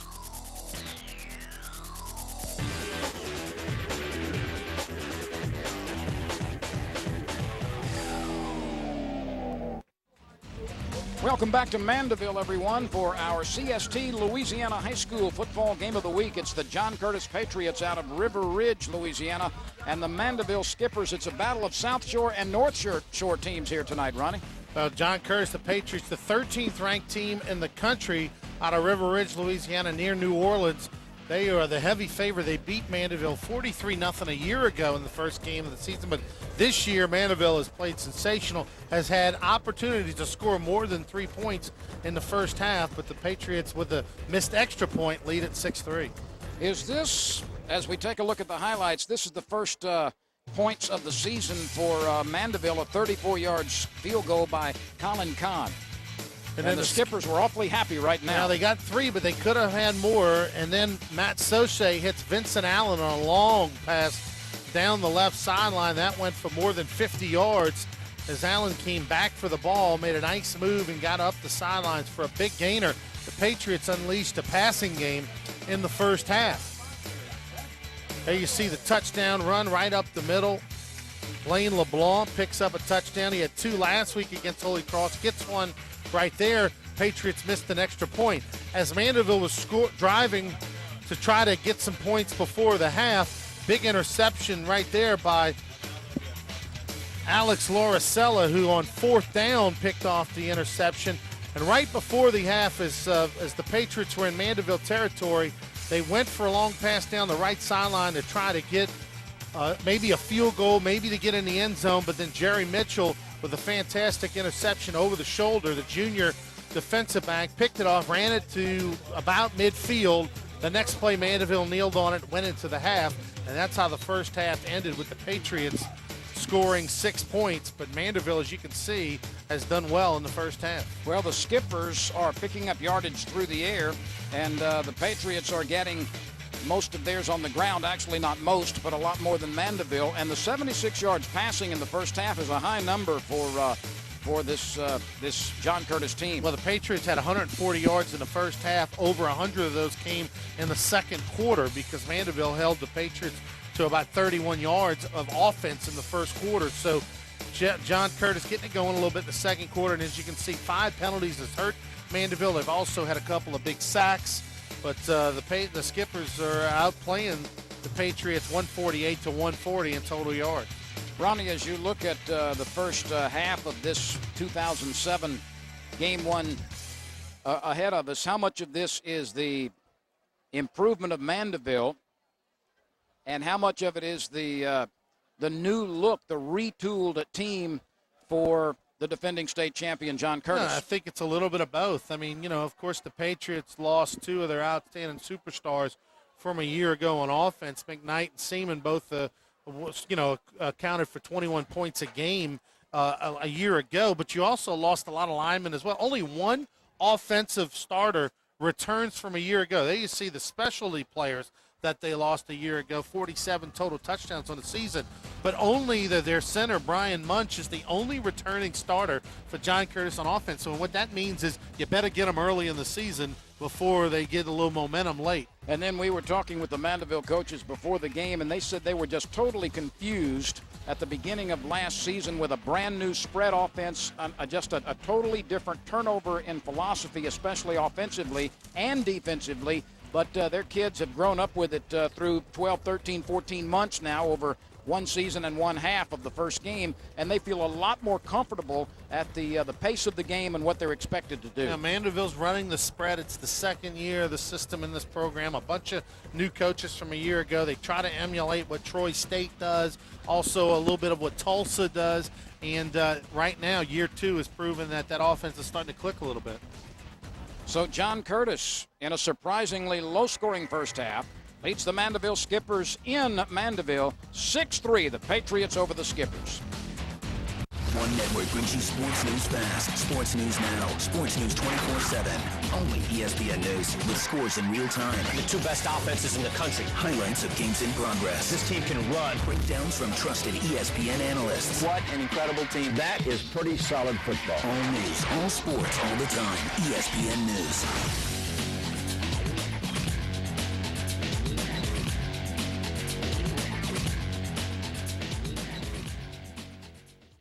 Hello, Hello, everyone. I'm Victor Howell. And I'm Paul Crane. And we'd like to invite you to join us every Saturday night at 10 p.m. Central for CST Tonight. We'll have our eyes on regional sports over to Lubbock, Texas, north to Arkansas, and east to Gainesville, Florida. Plus, we'll give you insight into the people, places, and things that make your teams click. That's CST Tonight. New look, same great teams.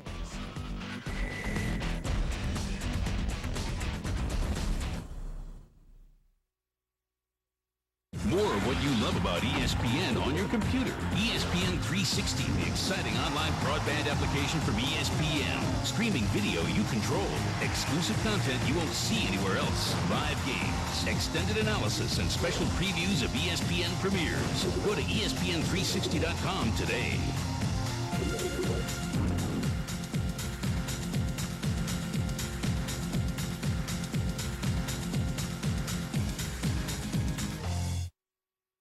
Hi, I'm Leslie Hoffman. We have so much fun on our show, and I want you to have just as much fun staying in great shape and feeling really good about yourself.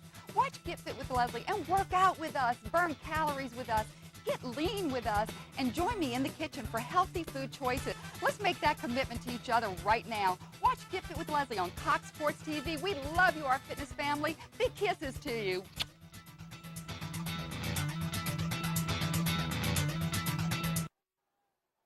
Welcome back to Mandeville. We're just seconds away from the start of the third quarter. The Patriots of John Curtis lead the home-standing Skippers of Mandeville by a count of 6-3. Well, John Curtis, with 21 state championships, is the focus of national attention, including a book which was written about J.T. Curtis and the season last year. Chad Pilcher has more on that story.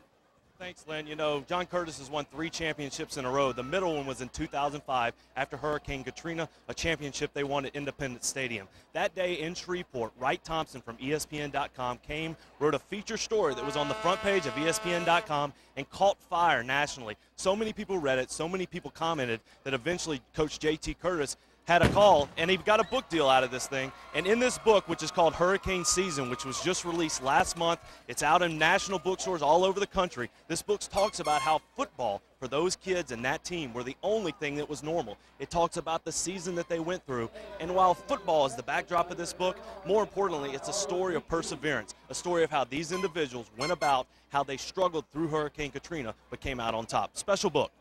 Chad, thank you, and the early reviews have been quite good. J.T. Curtis may be coming to a bookstore near you for a signing, Ronnie. Well, that's not surprising. He does such a good job of promoting high school football in Louisiana and around the country. But it's a good read. You know, it's gotten good reviews all around the country. I've talked to some folks that have read the book, and it's worth reading. I'm sure every high school coach in the state and a lot of the players will be picking that up at Barnes and Nobles and everywhere else around the state and the country. John Curtis in white, leading 6-3. This is a team that plays very strong fundamentally and has a tendency to wear opponents down in the second half. I have been very impressed by the spirit, the savvy, and the intelligent play of the Mandeville Skippers, except for 1 or 2 penalties that have really cost them some opportunities. Well, you know, the impressive thing was the first 3 drives of the ball game, Mandeville was able to get 2 3-and-outs and then a turnover. So we're just about set. You see District 10-2A, John Curtis and Fisher and Riverside and St. James and Newman. Only 4 district games for John Curtis and only 4 more out of district, including this one, and only 1 home game out of the 8 regular season games faces John Curtis this year. So 7 times on the road, including a game in Longview, Texas, and then those games against the other opponents. You see the Patriots' schedule at East St. John, at Salmon. That's the school that Mandeville coach Guy McComp was the offensive coordinator for many years, and then over to Longview, Texas, and then an off day, Fisher, Riverside, St. James, and Newman round out the schedule. Only the Riverside game is at John Curtis. You know, John Curtis is a lot like Evangel in that out of Shreveport, Louisiana, and that they have to go out of state to schedule a lot of ball games, and part of that comes from having so much success. You know, nobody wants to put John Curtis or Evangela Shreveport on their schedule. And if your district doesn't have enough games, you fall into a spot where you can't fill out the entire schedule. Instead of playing 10 games, you end up playing 8 or 9. And unfortunately for the Patriots, that's the case again this season.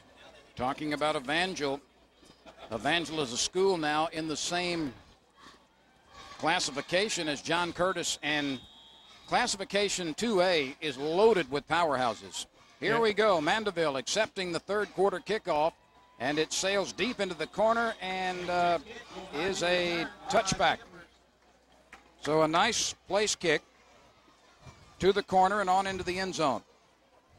And the Skippers will get it at the 20-yard line. Let's check in with Chad Pilcher again. Chad? Guys, you hit on it at the half, how Mandeville played a great football game, but just a couple of mistakes that really set them back and slowed down that offense. I asked Coach Guy Lecomte, what did you tell your team there at the halftime? Very simple. Avoid the penalties. Avoid the penalties is correct. And here we go. And a big burst up the middle by Joshua James. This big fellow can take on the huge defensive line for John Curtis, and he's able to power them and move around them. Well, and, you look at him, 6'1", 225, but he's a fresh running back because he did not play high school football his sophomore and junior year. That's hard to believe because he's going to be a big part of Mandeville's offense this year if they're going to have success. There's another guy, Chad Plaisance. Look at that first half. 12 out of 16 through the air, 121 yards. Did have the one interception, but that was a fourth down pass anyway. So an excellent job by the senior QB. 2nd down and 1. The throw goes to the outside on the little quick screen, and Chris Adema has it, draws traffic, but does get enough as he picks his way for a first down near the 33-yard line. So Plaisance is following some very good numbers in last week's Jamboree with a fine first half against John Curtis. Yeah, 11 of 15 last week, 12 of 16 this week, and right there, 1-1 to start the second half. They don't ask him to do a bunch, just to manage the game and make the good throws, the little short spread offensive throws that are kind of like tosses and sweeps to the running backs, except they're just little passes down the line. Chad Plaisance, a returning starter, a 6', 185-pound senior fireplug quarterback. He zings it to the right side. It's caught again by Chris Adema. He is spun down near the 41-yard line by McKnight and Alex Laricella, but a good gain on first down to the 40, where it will be 2nd and about 4. And we have a penalty marker down at the end of the play, a face mask call against John Curtis. Face mask. Defense. 5-yard penalty. It's a 5-yard penalty and a first down at the 45-yard line. Ronnie, many drives have started like this for Mandeville, promising, but they've ended with a thud tonight. Well, so far the John Curtis defense is bent but hasn't broken, and that you got to credit that secondary for that. J.T. Curtis calls it the best secondary he's ever coached. Here's Joshua James once again as he blasts his way forward for a yard or two.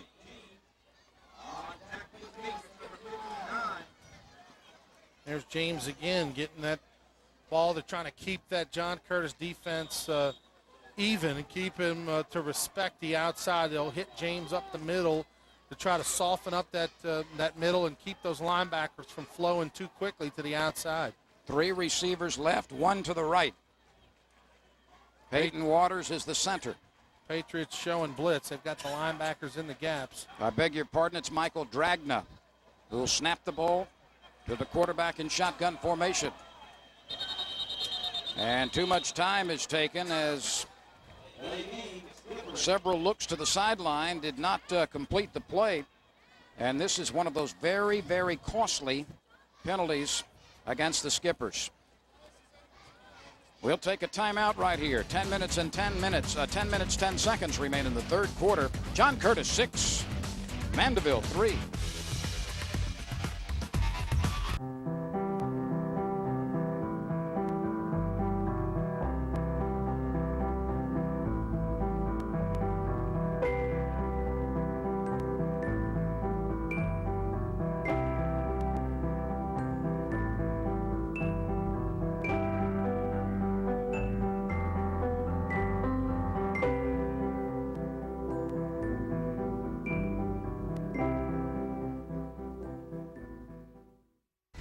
everyone. I'm Victor Howell. And I'm Paul Crane. And we'd like to invite you to join us every Saturday night at 10 p.m. Central for CST Tonight. We'll have our eyes on regional sports over to Lubbock, Texas, north to Arkansas, and east to Gainesville, Florida. Plus, we'll give you insight with the people, places, and things that make your teams click.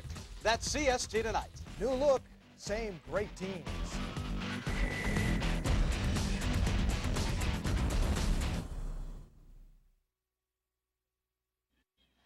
Welcome back to Mandeville, Louisiana, where the Mandeville Skippers lead the John Curtis Patriots 3-0.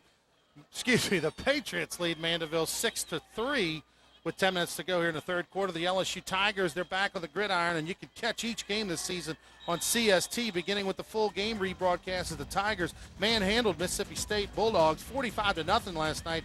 And you can catch it Sunday, 7 p.m. Central, 8 Eastern. Don't miss any of the Tiger games every Sunday and Wednesday night right here on exclusive regional home of LSU Athletics, CST. And Lynn, you were up in Starkville, Mississippi, last night, and you saw the Tigers. Big second half. Exceptional defense, certainly not surprising. Offense got going in the second half. We'll see what happens against Virginia Tech, a big one coming up on Saturday. You can watch the replay Sunday and see a lot of Tigers got action, including Ryan Perilou came in the ball game late in relief of Matt Flynn. But next week is the real deal when Virginia Tech comes to Death Valley. First time that the Hokies have come to Baton Rouge, only the second time the teams have played. 3rd and 10, and Plaisance cannot throw it back on a screen as he is wrapped up and bulldogged down. Jonathan Pippen, one of the inside linebackers, was leading the charge for the Patriots. John Curtis has had a few sacks tonight, and they have been big losses, and that one was a big play. 3rd and 10 around midfield, and right here, Plaisance, once you kind of pump fake it and it doesn't look there, you got to either get rid of the football. That time he held on to it, and a good coverage sack by the John Curtis Patriots. Again for the Skippers, some movement upfield, and then a drive stalls. So the punt is away and angles to the left side and bounces out of bounds near the 34-5-yard line. Well, they're going to walk upfield even farther than that and mark this one down at the 39-yard line. So very little on that punt, only about a 15, 16-yard punt net off the foot of Colin Kahn. And so a disappointing drive, as it turns out, for Mandeville. Not only did the Skippers fail to move the ball once they got near midfield, a very short punt gives the Patriots excellent starting position. And it's kind of similar to what they did in the first half. Big drives, then they had a couple of big sacks, a poor punt, and all of a sudden John Curtis gets the ball in good field position. Let's check in with Chad. He's got a special guest. Chad? Guys, this Mandeville defense has held John Curtis to 6 points. They've done it without their star linebacker, Penn State commitment, Michael Maudie. Michael, you broke your foot in summer practice. How's the foot going and coming back? It's coming well. Right now, it's been about 3 weeks since surgery, and should be getting off these crutches about a week now. And so I was just talking to the doctors over here. They're saying it should be about 3 or 4 weeks till I get back. So hopefully I won't miss more than a couple district games. And I know the team could use you. They're looking forward to having you back. But you've been over here. You're still working. You're cheering the team on. You got them going. You got to be excited for the way your team's playing tonight. Oh, yeah. Right now, I didn't have anything to say to them. At halftime, I just said we got to play 4 quarters. It's not how you start, it's how you finish. That's what I've been telling them. That's what we've been preaching all week. And, right now I got nothing to say to them. They're playing great, I think. So you're a great leader, a great player, and I know they're looking forward to having you back out there. Guys. All right, Chad, thank you, and best wishes for Michael Maudie to get well in a hurry. 1st and 10. Here's a little counter handoff to Kenny Kane, and he squirts through a hole to near the 43-yard line. And Mandeville getting it done tonight, as Chad mentioned, without one of their better defensive players. And he'll be a Nittany Lion next year, but he's also the son of Rich Maudie, who played for the New Orleans Saints, and a fan favorite for years. So I know that family, it's got to be hard to watch. Senior year, and first game, John Curtis at home, your team's playing so well, and got to be tough for that young man to watch his ball club play without him. 2nd and 6, and John Curtis stays on the ground with some success. A determined run. Nets another 3 yards. Blaine LeBlanc, who has scored the only touchdown of the night, moved it nearer the first down marker. It'll be 3rd and 2 as we come to the 7:45 mark remaining in the third quarter. So Shea has taken every snap at quarterback. And you see a great deal of difference in offensive philosophy between these two teams. So Shea barely got the handoff to Kane, and he was stuffed at the line of scrimmage. Maybe he fell forward for a couple of yards. I think he's going to be a little bit short. Well, he got a generous spot. I thought one of the officials came in a little short. They'll measure, and he may have gotten it, and if not, he's short by a nose. I think he's got it. Either way, even if it is 4th down, I would imagine the Patriots would still go for it. They do such a good job on that quarterback sneak. No, he doesn't have it. Short by a cigar stub.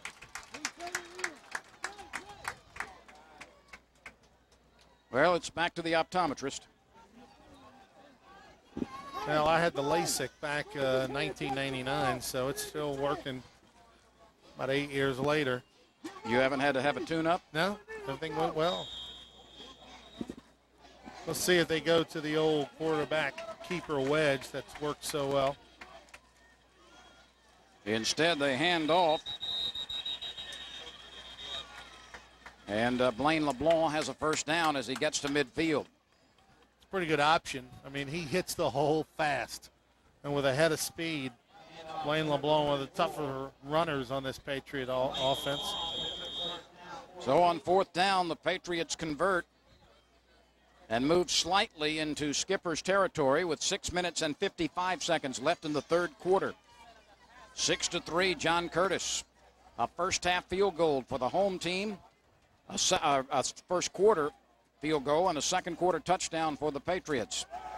Soche will pass, sets, fires, incomplete. There was contact as the ball arrived. No flags, and the pass falls incomplete. There was actually contact by Robbie Green, the intended receiver, with John Curtis. He was trying to go for the break up the pass. Robbie Green's in the slot. He is open early, but Soche doesn't see him until late. And right there, he went for the ball, but you had a combination where you had a linebacker there in the middle, Corey Tyler, that was trying to break up the pass. And instead, he could have picked off the ball for an interception, and he looked in. Corey Tyler is the strong side linebacker. Soche wants to set up the screen, and it is nearly intercepted in the right flat. Donald Irwin, a defensive end and a part-time starter a year ago, had that one on his hands and a touchdown in front of him. Boy, that is a play that Donald Irwin will replay in his mind tonight in bed all weekend long. You'll watch it on film and have a moment, because this is a sure interception, and if not a touchdown, a ball deep in Patriot territory. So John Curtis catches a break there as Irwin could not catch the screen pass. Soche rolling, has time and lets it fly. Underthrown and incomplete. And this Mandeville crowd, which has been loud and encouraging, rises to its feet in appreciation of the Skipper's defense. Nice play right here by Cody Cowan. He's in single coverage with the all-talented P.J. Smith, number 13.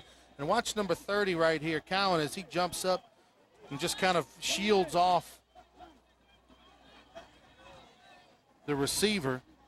And a nice play by that young man. You know, we've seen P.J. Smith and Robbie Green, who are starting members of the secondary, as wide receivers on the last two plays.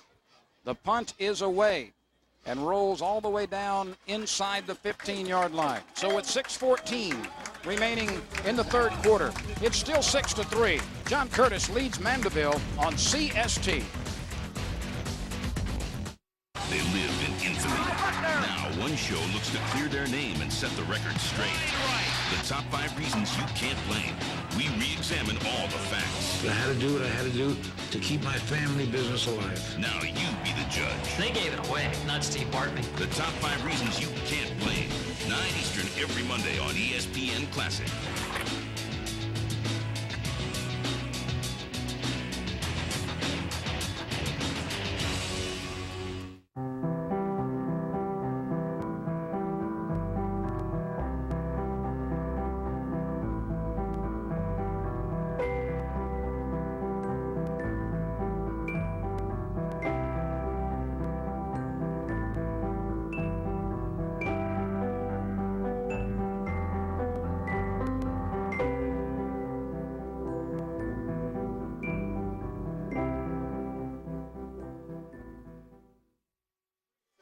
John Curtis 6, the Skippers 3 as we come to the midway point of the third quarter. And there is Reggie Bush. Well, not really, but there's the number and the popular jersey, which brings us to Saints programming on CST. We've got you covered with programming every week. Catch post-game highlights on game days at 10:30 Central, 11:30 Eastern on Saints Tonight.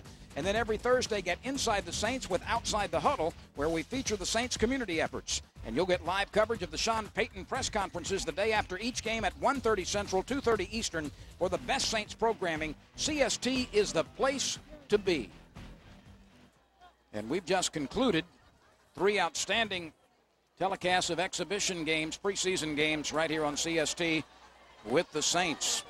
The Saints beating Miami 7-0 in the final preseason game. It'll be the Saints and defending champion Indianapolis coming up in week 1. Yeah, Thursday, Saints at Indy. Boy, you can't ask for a better game to get this season kicked off around the country.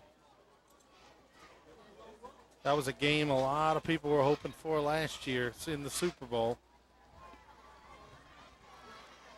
2nd down and 12.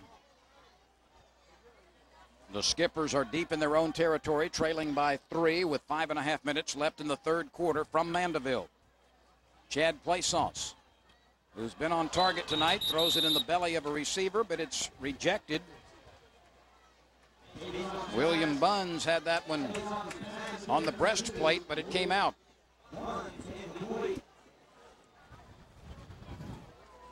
Big drop right there because the Mandeville's trying to move the ball out from the shadow of its own goalpost. They've got to try to pick up a first down, or John Curtis is going to bring the house on the punt and then get the ball in very good field position. 3rd and long, and a very important play. And a throwback screen is caught by the wideout Brandon Whedon, and he is belted immediately. The Patriots were very, very savvy in defending that. Laricella came in there and put a pop on the big receiver, Brandon Whedon. That's a pop knot tackle. Now, the ball can't hang in the air long against this John Curtis secondary. Here you see Laricella in on the tackle. Also, one of the linebackers flew from the inside there as well. Jonathan Pippen involved in that tackle. Kick is away, and it barely clears the line of scrimmage. Jonathan McKnight tries to field it. He may have recovered to get on it. Jonathan McKnight tried to field that ground ball. It took a bad hop on him, and he was very fortunate to recover it near the 41-yard line. McKnight, only a sophomore, with a young man's poor decision right there. Should have gotten as far away from that ball as possible. Not only was the ball on the ground, but he also had gunners coming in his face. He'll learn from that mistake.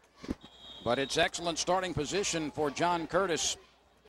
And the tenor of this third quarter is changing now after that drive stalled near midfield by Mandeville on the previous possession. 1st and 10 for the Patriots, who go back to the ground on a counter, and there's not much running room for Blaine LeBlanc. They faked to Kenny Kane that time and went back on the counter to Blaine LeBlanc. But that Mandeville line has been awfully tough. And we've got an injured skipper. That looks like a cramp problem, doesn't it? I think that's Joshua James, 23. They're starting running back down on the ground, getting stretched out. And you're going to see a few cramps, a little dehydration tonight with the hot, humid weather in week 1. And the quarterback barely got it away, and Matt Saucier was stuffed at the line of scrimmage. Again, big hits constantly applied up front by the Mandeville front 3 and then the linebackers behind them. Corey Tyler, he's really the leader on that defense for Mandeville, a 3-year starter, 6'1", 215-pound linebacker. He's been all around the football tonight. The nose guard is Trayvon Buns. The defensive ends are Donald Irwin and Darrell Adams. They've got first engagement responsibilities. And then the linebackers in this 3-down lineman setup have the opportunity to make a lot of tackles. Saucier running the option. Pitches it back after he's belted. LeBlanc wiggles but can't get loose. And again, this Skipper's defense continues to defend very well, but we've got a penalty marker down. Well, we had a big third down stop by the Skipper defense, but a penalty here. A personal foul call by the Mandeville defense. Looked like it was on number 47. That's Robert Chasnak, a strong safety. I think a little extracurricular after the tackle right in front of the official, and a huge penalty. Dead ball. Personal foul. Defense. First down. High school officials have a very short leash, and they don't put up with a lot of stuff. Yeah, right there you see. Oh, I don't know about that call. That was a questionable call. Looked like Brian Munch, the outstanding center for the Patriots. Here's Marchez Patterson, who runs hard down to the 10-yard line, and Mandeville is starting to really pop Matt Soche, the quarterback, upon every handoff. Big run by Marchez Patterson right there. A little handoff on that left side. Patterson with a head of steam. Huge hole. Nice job on the left side of that Curtis offensive line. He didn't even get touched till he was about 10 yards downfield. First down for John Curtis. And the handoff is successful to the left side. Again, Matt Soche is really taking a pounding. There's a Mandeville skipper assigned to hit him as soon as he releases the football. That was Jonathan McKnight on the carry down near the goal line, and he limps off. Going back to that crucial penalty on Chesnak, they usually don't get the guy who swings first, and I think that's what happened to him. The official saw he was a little frustrated that the play ran a little bit after the whistle, and they saw the retaliation, and that penalty is going to lead to what could be a John Curtis touchdown. And it is a John Curtis touchdown, and a very, very big one.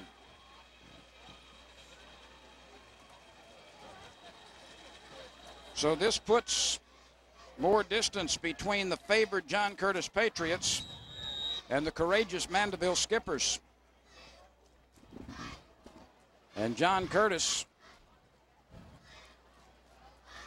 will attempt to get its 13th point if indeed Stone Spear is able to get a foot on it. Soche, the holder, was unable to place the first one in the second quarter.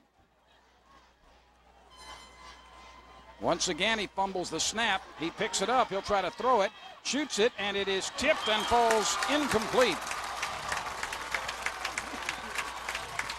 So twice, Soche, who's been sure-handed under center, has been unable to place the ball for Stone Spear. Here you see the touchdown run, a little handoff on the right side, and once again, LeBlanc, second touchdown of the night. Hello, everyone. I'm Victor Howell. And I'm Paul Crane. And we'd like to invite you to join us every Saturday night at 10 p.m. Central for CST Tonight. We'll have our eyes on regional sports over to Lubbock, Texas, north to Arkansas, and east to Gainesville, Florida. Plus, we'll give you insight to the people, places, and things that make your teams click. That's CST Tonight. New look, same great teams.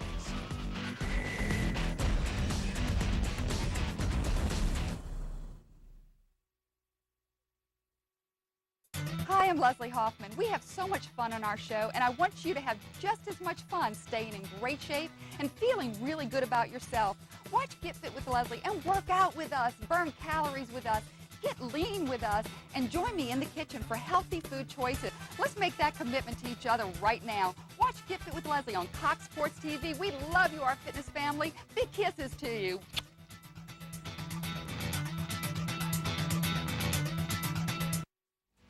Welcome back to Mandeville, where this copyrighted telecast of high school football may not be retransmitted, reproduced, rebroadcast, or otherwise distributed or used in any form without the express written consent of Cox Sports Television, CST.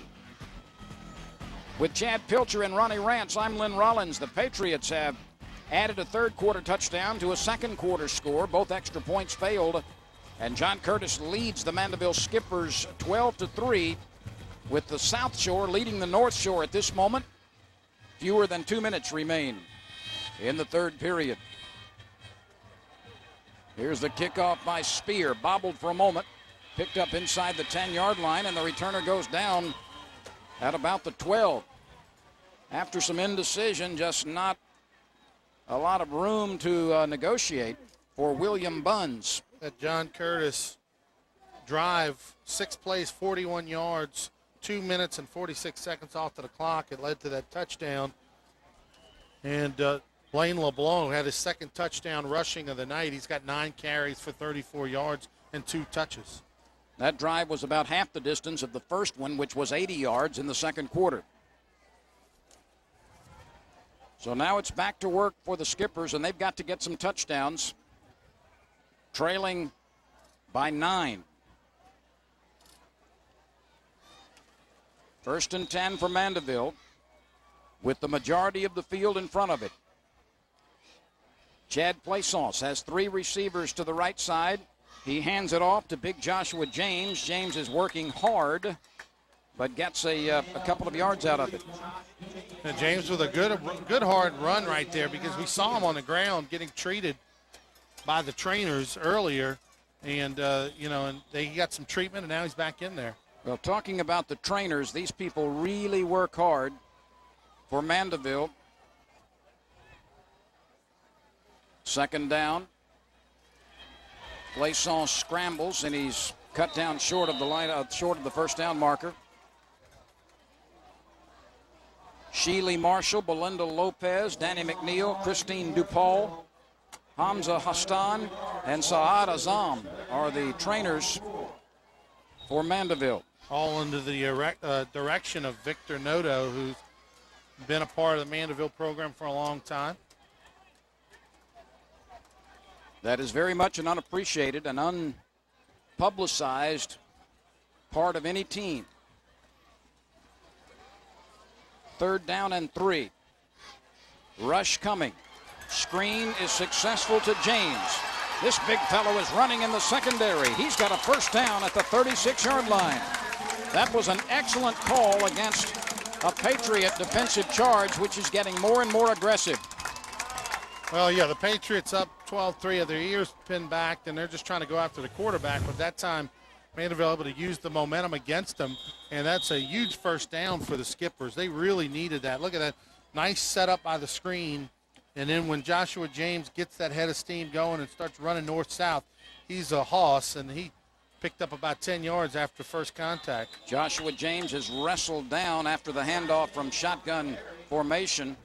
Ronnie, we are seeing 2 opposite approaches offensively. Everything is spread for Mandeville. They work exclusively out of the shotgun. On the other side, a lot of running plays for John Curtis with a split backfield and people very close to the line of scrimmage. But we are seeing John Curtis spreading out a little bit. They are throwing the ball a little more and spreading it out. But both teams moving the ball up and down the field, but the Patriots are putting it in the end zone. We've got the 4th quarter ahead of us. John Curtis leads Mandeville 12-3.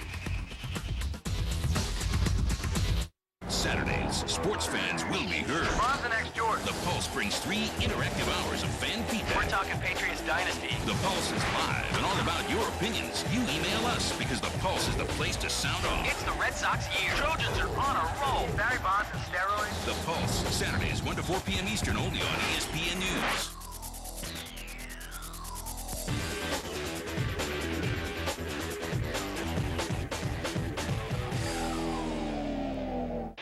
Sunday nights on ESPN Classic. Experience your favorite sports movies in a whole new way. It's Real Classics Extra. While you're watching these classic sports flicks, our bottom line is giving you info, facts, and just about anything you ever wanted to know about the movie and its stars. Real Classics Extra, Sunday nights on ESPN Classic.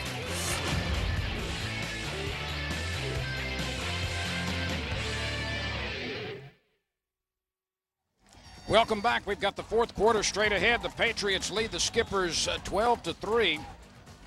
And the Skippers have 2nd down deep in their own territory, facing 2nd and nearly 10. Plaisance looks right, gives ground.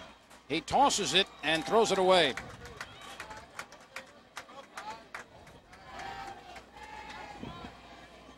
So a big 3rd down conversion opportunity coming here for Mandeville, which has moved the ball but has not reached the end zone. Let's look at some numbers after 3 quarters. The Patriots continue to outrush the Skippers. Mandeville has a big advantage in passing and total offense, but those 6 penalties for 60 yards have been bothersome to the home team. Each team has a turnover.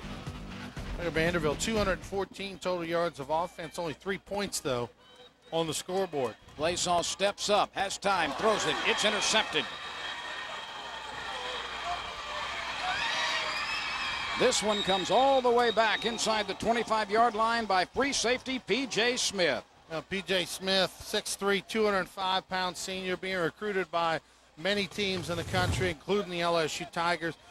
He just reads the plaisance right here, just kind of eyed the receiver, played center field, and just broke on the ball and almost took it all the way to the house.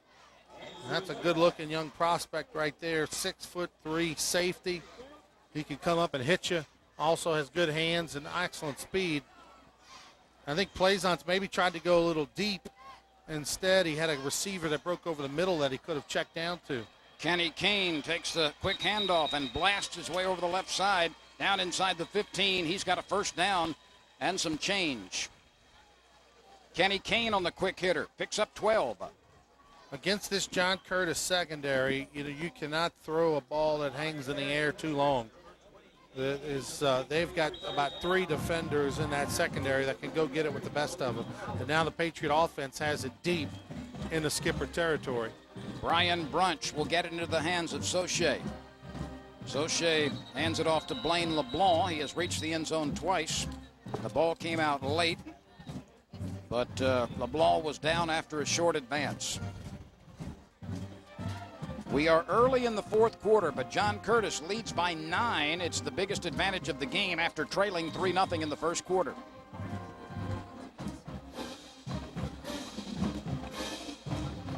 LeBlanc has rushed 10 times for 36 yards, but twice he has ripped his way into the end zone.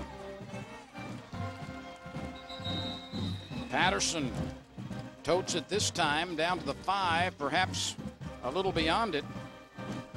So hard when you get down deep in the that veer. Mandeville as a defense, they just try to play responsibility defense. Each guy has a man. You can't lose sight of them. You can't fall down, and you can't go for a ball fake. You have to keep your responsibility if you're going to have any chance of stopping this John Curtis offense. 3rd down and a yard to go from just inside the 5-yard line. That's Blaine LeBlanc again. He's got enough for the first down, it appears, although the ball came out. Mandeville is claiming that it should have it, and it's going to go the Skipper's way. Keith Schultz, the middle linebacker, came out of that pile with the football, and the fumble stands. Schultz gets credit for the recovery. Here you see J.T. Curtis fired up and upset with Blaine LeBlanc, his senior running back, because you cannot fumble deep down in the territory. Give a lot of credit to the pressure that the Mandeville defense put on LeBlanc. They were getting a lot of, look at Corey Tyler, 45 from the outside. He's coming down, pushing the action. They get some inside pressure in a strip, and then Schultz is the man on the spot right there to come up with the fumble. So what would have been perhaps a score which gave John Curtis the victory, instead the ball goes back to Mandeville. And Plaisance on first down misses long and out on the right side.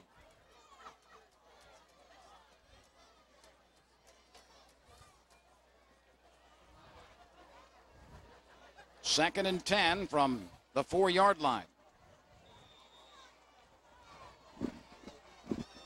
This Mandeville team continues to work without a huddle.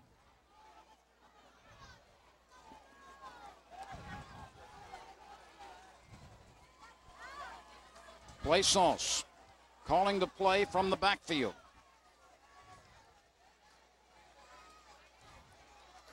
He hands off to Joshua James, and the big fellow slides through a crack and then is cut down at the 9-yard line. A gain of about 5, bringing up 3rd and 5. A huge 3rd down here from Mandeville. They just haven't had any success going deep with the ball tonight, mainly because P.J. Smith, number 13, is playing free safety, and he's suffocating and getting a lot of help over the top. to his cornerbacks. But right here, they've got to find a 5-yard play that can keep the chains moving. Flags and whistles stop the play as it develops. Generally, this is an offensive penalty. Yeah, they had some motion.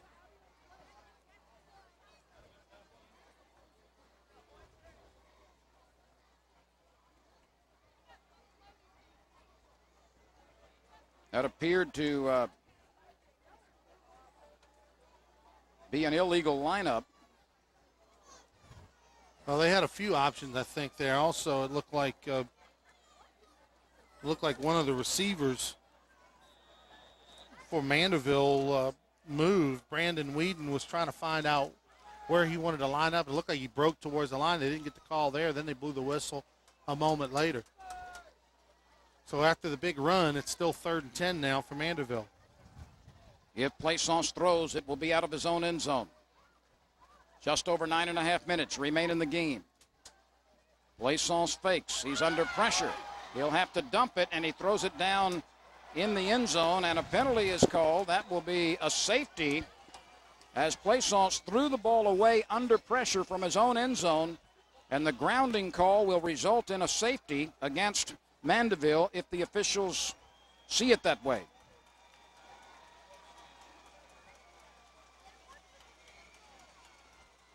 And it will be a 2-point advance on the scoreboard for the Curtis Patriots, so they miss a couple of extra points, but they pick up those points on the safety. Now, nice pressure by number 48, Chris Hawley, the outside linebacker on the right side. He used a nice swim move to get it easily around the tackle, and Plaisance, with a lot of pressure, just threw it straight into the ground. There wasn't a receiver close by, so therefore it's ruled a safety. So Mandeville, after playing so well in the first half, starting to fall apart here in the second half. 9.5 minutes are left. It's now 14-3. John Curtis leading Mandeville. Patriots missed 2 extra points, and both of those extra points came on either a bad snap or a bobbled snap.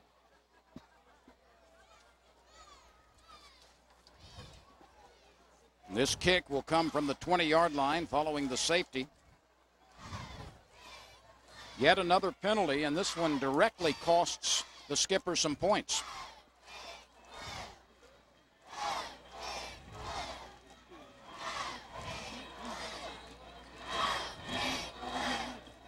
Colin Kahn, who has a big leg, will put it on a tee and kick it from the 20.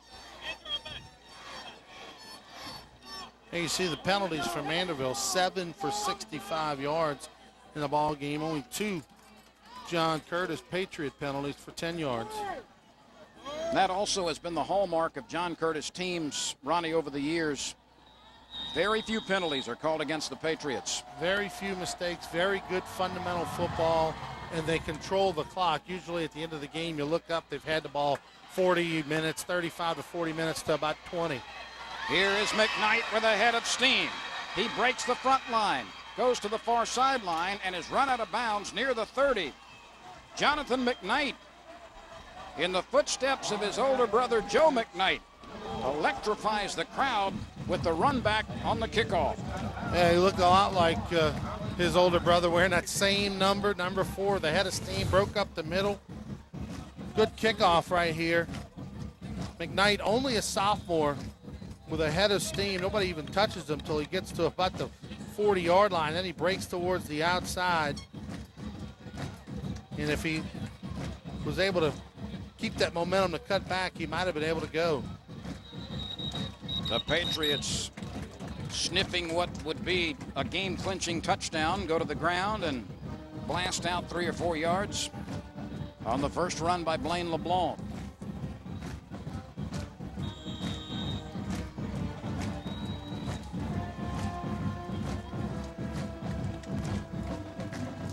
Second and 7 for John Curtis with 8 minutes and 50 seconds left in the game. LeBlanc on the right side, Kane on the left side, and it's the latter who takes the handoff and rips and snorts and falls forward to the 20. A very hard run results in a first down. We may not see another pass the rest of the ball game from John Curtis. They'll go to their bread and butter and run that veer. When you're up 2 touchdowns against John Curtis, they can make it feel like more than that. 14-3, John Curtis leads. 2 touchdowns, 2 failed extra points, but a safety. And the clock is working in John Curtis's favor. Back to LeBlanc, left side, grinds out 3 or 4 more. This is a very patient John Curtis offense. Well, that was LeBlanc again. Remember, he fumbled in that last series, and the coaching staff got all over him, and that senior will respond, and that time he protected it with 2 hands and ran hard on that left side. Everybody with the exception of center Brian Munch is brand new in a starting lineup offensively for John Curtis. Patriots lost 29 starters on offense and defense from a year ago in special teams, and so it's going to take them, I think, a good bit of the season to get their legs in them and get used to playing typical level of John Curtis football. Blaine LeBlanc runs hard again, and he appears to have a first down before he was thrown back. But, you know, this year, the 2A state football playoffs is going to be probably as interesting a year as it's been in years past. There are a number of very good 2A state football teams that all play different styles. You've got a couple up in Shreveport, Evangel and Calvary Baptist, all of the same district. Homer up in that district is awfully good as well. You've got a number of good teams up there. They sling the ball a little bit more and throw it a little more. LeBlanc did not get the first down on the previous run, but he gets it here as LeBlanc on the right side from that split backfield just blasts right up in there and has a first down, 1st and goal for John Curtis.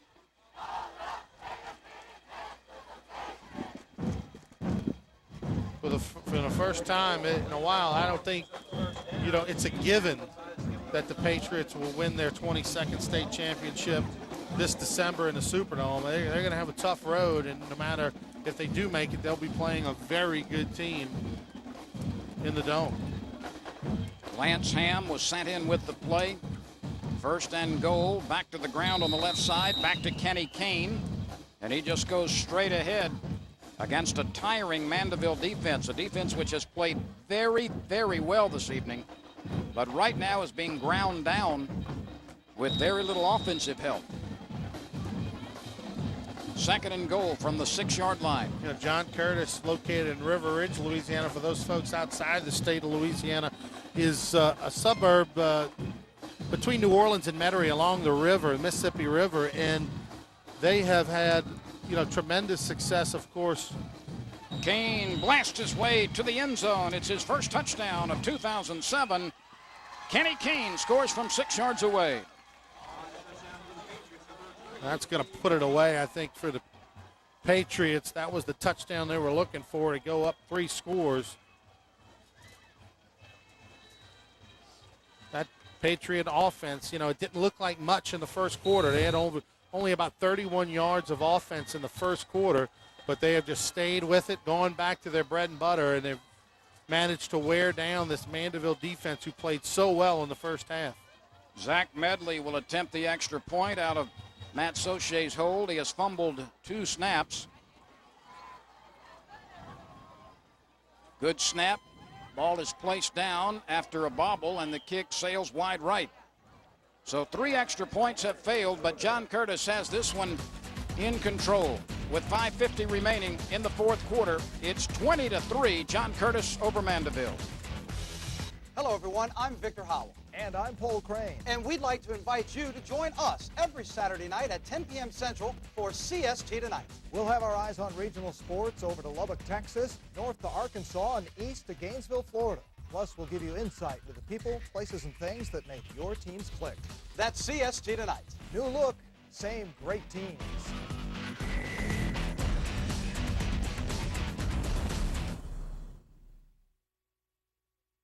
Saturdays, sports fans will be heard. LeBron's the next Jordan. The Pulse brings 3 interactive hours of fan feedback. We're talking Patriots dynasty. The Pulse is live and all about your opinions. You email us because the Pulse is the place to sound off. It's the Red Sox year. Trojans are on a roll. Barry Bonds and steroids. The Pulse, Saturdays 1 to 4 p.m. Eastern, only on ESPN News.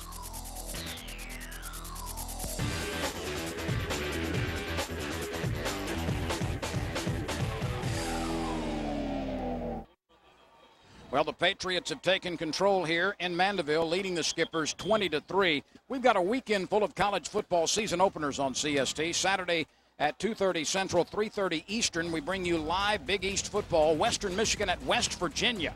Then live at 6 Central, 7 Eastern, it's a MAC football matchup with Army at Akron. And then you can wrap up your weekend with Alabama hosting North Carolina Sunday at 3:30 Central, 4:30 Eastern, followed by the LSU replay victory over Mississippi State at 7 Central and 8 Eastern. It's wall-to-wall football this weekend on CST. We'll see you there.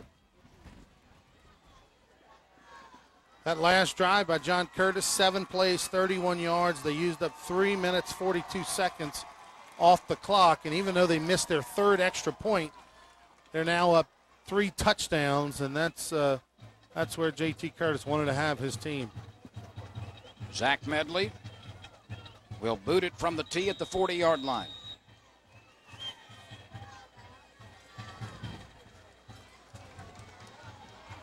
The return from the 8. Only out to about the 20 as William Buns is spun down. And with 5:46 remaining in this game, the Skippers have their work squarely in front of them, trailing 20-3. Well, we will see the passing attack. You see McKnight, he was down to make the tackle, and now he's going to be playing in the secondary. And here's John Curtis's competition in the Class 2A ranks in Louisiana. Evangel, who's always very good up in Shreveport. St. James along the river. Calvary Baptist, a new ball club up in Shreveport. And Sterlington, one of the powerhouses around the Monroe area. And there's a handful of other teams as well that will give the John Curtis Patriots a run for their money this year. You know, when you get into that second and third round of the playoffs, Ronnie, that will be high quality games in AA. Mandeville with a little cross-up handoff to Joshua James. He has run hard. Again, if you missed the story earlier, Joshua James as a freshman 3 years ago started a few games at fullback. He lost his interest in football as a sophomore and junior, and he came back out this summer as a senior. He'll try it again. No running room there from the 30-yard line. He gained 9 on the first down play, but lost a little yardage. I know the third man with us, Chad Pilcher, down on the sidelines. Chad's been following the high school ranks, and there's a bunch of teams, Chad, this year that are going to give the Patriots a run for their money, not just the ones we talked about. It's John Curtis has had a nice battle tonight with a very good 5A team in Mandeville that's going to have a great season. But you could argue that this season, Class 2A is going to be the best classification in all of the state of Louisiana. You look at Curtis, who's nationally ranked, Evangel, who you know what you're getting from Evangel. They're a perennial power that ripped the championship away from me a few years ago. You got St. James, who always does so well. I got to see Calvary Baptist last week. They got Jake Booty, John David Booty's younger brother, at quarterback. They got Doug Peterson, the former Packers quarterback, coaching them. And it just goes on and on in Class 2A. It ought to be a great battle that season. Well, as Mandeville's quarterback scrambles into John Curtis territory for a first down, we continue our conversation with Chad Pilcher, a former quarterback and safety and a 3-time state championship winner with West Monroe a few years ago when he was in high school. Chad going on to law school, completing a degree at Tulane, and has just accepted a job out of state in Alabama. Chad, your work on the sidelines the last couple of seasons has been wonderful, and we wish you the very best. I appreciate it, Lynn. You know, it's been a privilege to work here on CST and do these high school games. It's something I look forward to every Friday, and got really excited about working with you two tonight, and I've had a great time. Even more excited when I found out that you guys know Coach Bianco, and the guy that coached me that I'm very close to. So had a pleasure tonight and throughout these last 2 years. Well, Chad, we mentioned West Monroe because you had 3 state championship rings, but didn't get any at Ole Miss when you played there, football and baseball. LSU ripped that one away from me. We rode Eli's coattails as far as we could, but couldn't quite get over that hump and beat LSU. Well, Chad played at West Monroe, and we've talked a lot about the 2A ranks. But, of course, in the 5A ranks this year, your Rebels will always be in the mix. But a lot of balance in 5A football in recent years throughout the state. Of course, Lafayette's got some great teams, and we will see some of that action. We'll have Barb on the schedule later in the year from Lake Charles. We're going to see Catholic High this coming week out of Baton Rouge. 5A ranks, I think, is wide open this year for the first time in a while. And if you want to see it, CST is the place to be. You got Catholic, who's a state semifinalist you're going to see next week. You got Sulphur later on, who's a finalist, lost to Acadiana in that championship game. So I'll tell you what, Class 5A, and even up in that Monroe district, if forever it's been West Monroe's kind of dominated, but now you got Ruston and Ouachita moving into that same district, and that's going to be a very competitive district up north. By the way, Chad, before you leave for Birmingham, you have to turn in that CST shirt. I'll give it back if I have to. You got to wash it first. That sounds good. It needs washing. It's hot down here. Thanks for your terrific work on the sideline. Thank you. 4th down. Mandeville will have to go for it. It's batted in the air and intercepted. Robbie Green picks off the deflection. He stepped out of bounds on his way upfield, and this will seal it for the John Curtis Patriots as they pick off place-offs for the second time. So both the superstar defensive backs for John Curtis have interceptions tonight. P.J. Smith with a pick, and then Robbie Green right there on the tipped interception. Both those young men will be on a lot of recruiting lists and will be names that people will be waiting to see across the fax machine next signing day. Robbie Green's dad, for those LSU Tiger fans, played DB for the Tigers in the late 80s. About 20 years ago, I think. Here's a little shifty hipped move by the running back, Kenny Kane. Kenny Kane, although carrying 205 pounds, has a little jello in the boots. I think both these teams, John Curtis has got a ton of options as far as their backfield is concerned, but regardless of the score, Mandeville's going to take a lot out of this ball game, and they have a lot to be proud of. Both teams, John Curtis has got a lot to clean up, and they got to get better, but I think, look, a year ago, Mandeville got beat 43-0. They had a new coaching staff, a new offensive system that they were still trying to figure out. Quite a bit different this time around. That offense is going to really be good as the season goes on if everyone stays healthy. And the defense has a lot to be proud of. Yeah, they gave up some yards late to John Curtis, but for the most part, they gave their offense a chance tonight. Patterson on the last carry, bolted for 4 to the 39, 2nd and 6. 2.5 minutes are left. John Curtis will continue to pound it after a fake to Kane. The second ball carrier's got it, and that's a carry for some yardage by Soche. Soche with some hard running right there. I mean, for a little quarterback, he showed some toughness carrying defenders past the first down marker, and now JT's ball club will be able to just run out the clock here the rest of the way. Soche probably felt, and rightly so, he was getting hit after each handoff. He said, well, if you're going to hit me, at least let me have the ball. He hands it off here. And again, hard running by Blaine LeBlanc.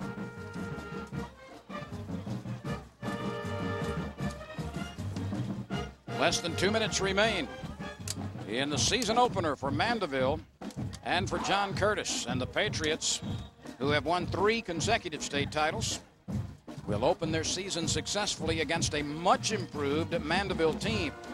In fact, there are many observers who feel that Mandeville has just as good a chance as anybody to win what is a very difficult district, but they, in the minds of many, are the favorites.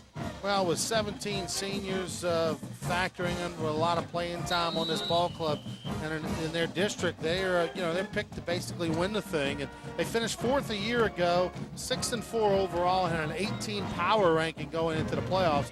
And they expect to do better this year. And I think based on tonight's performance, that all those prognosticators are right on. Kenny Kane with the last carry. 3rd down, a couple of yards to go for the Patriots as we slide under the 60-second mark. We hope you've enjoyed this first game in our schedule of 10 regular season games. plus the 4 playoff games leading to the state championships in the Superdome. Once again, Kenny Keene slithers forward. And if John Curtis wants to sit on it from here, it can certainly do so.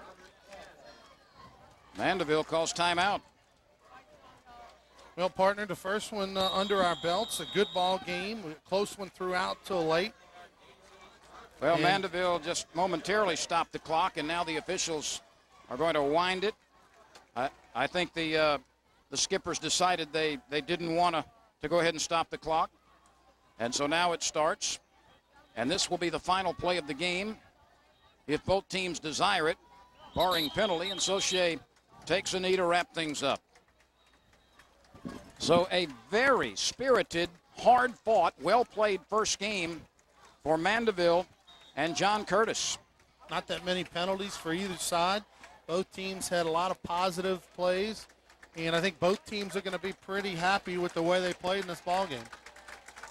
So that's it as the big Skippers crowd rises and appreciates the effort out of the North Shore lads. And it's over here in Mandeville with John Curtis winning it 20-3 over the Mandeville Skippers. A much, much, much closer game than it was last year, Ronnie.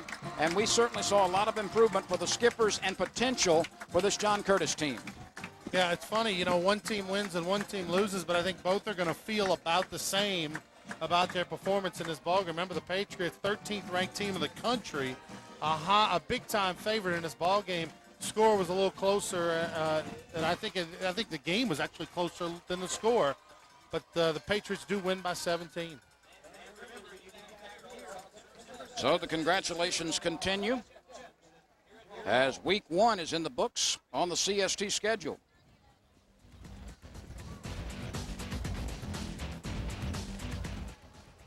We'll take a timeout and be right back. The Patriots are winners in game 1 over the Mandeville Skippers, 20-3 the final.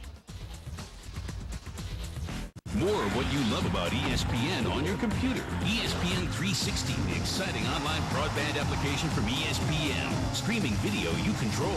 Exclusive content you won't see anywhere else. Live games, extended analysis, and special previews of ESPN premieres. Go to ESPN360.com today.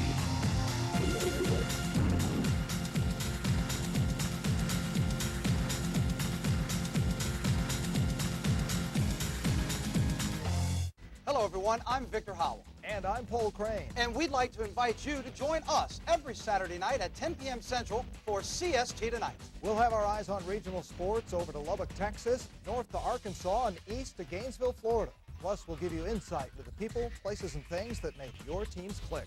That's CST Tonight. New look, same great teams.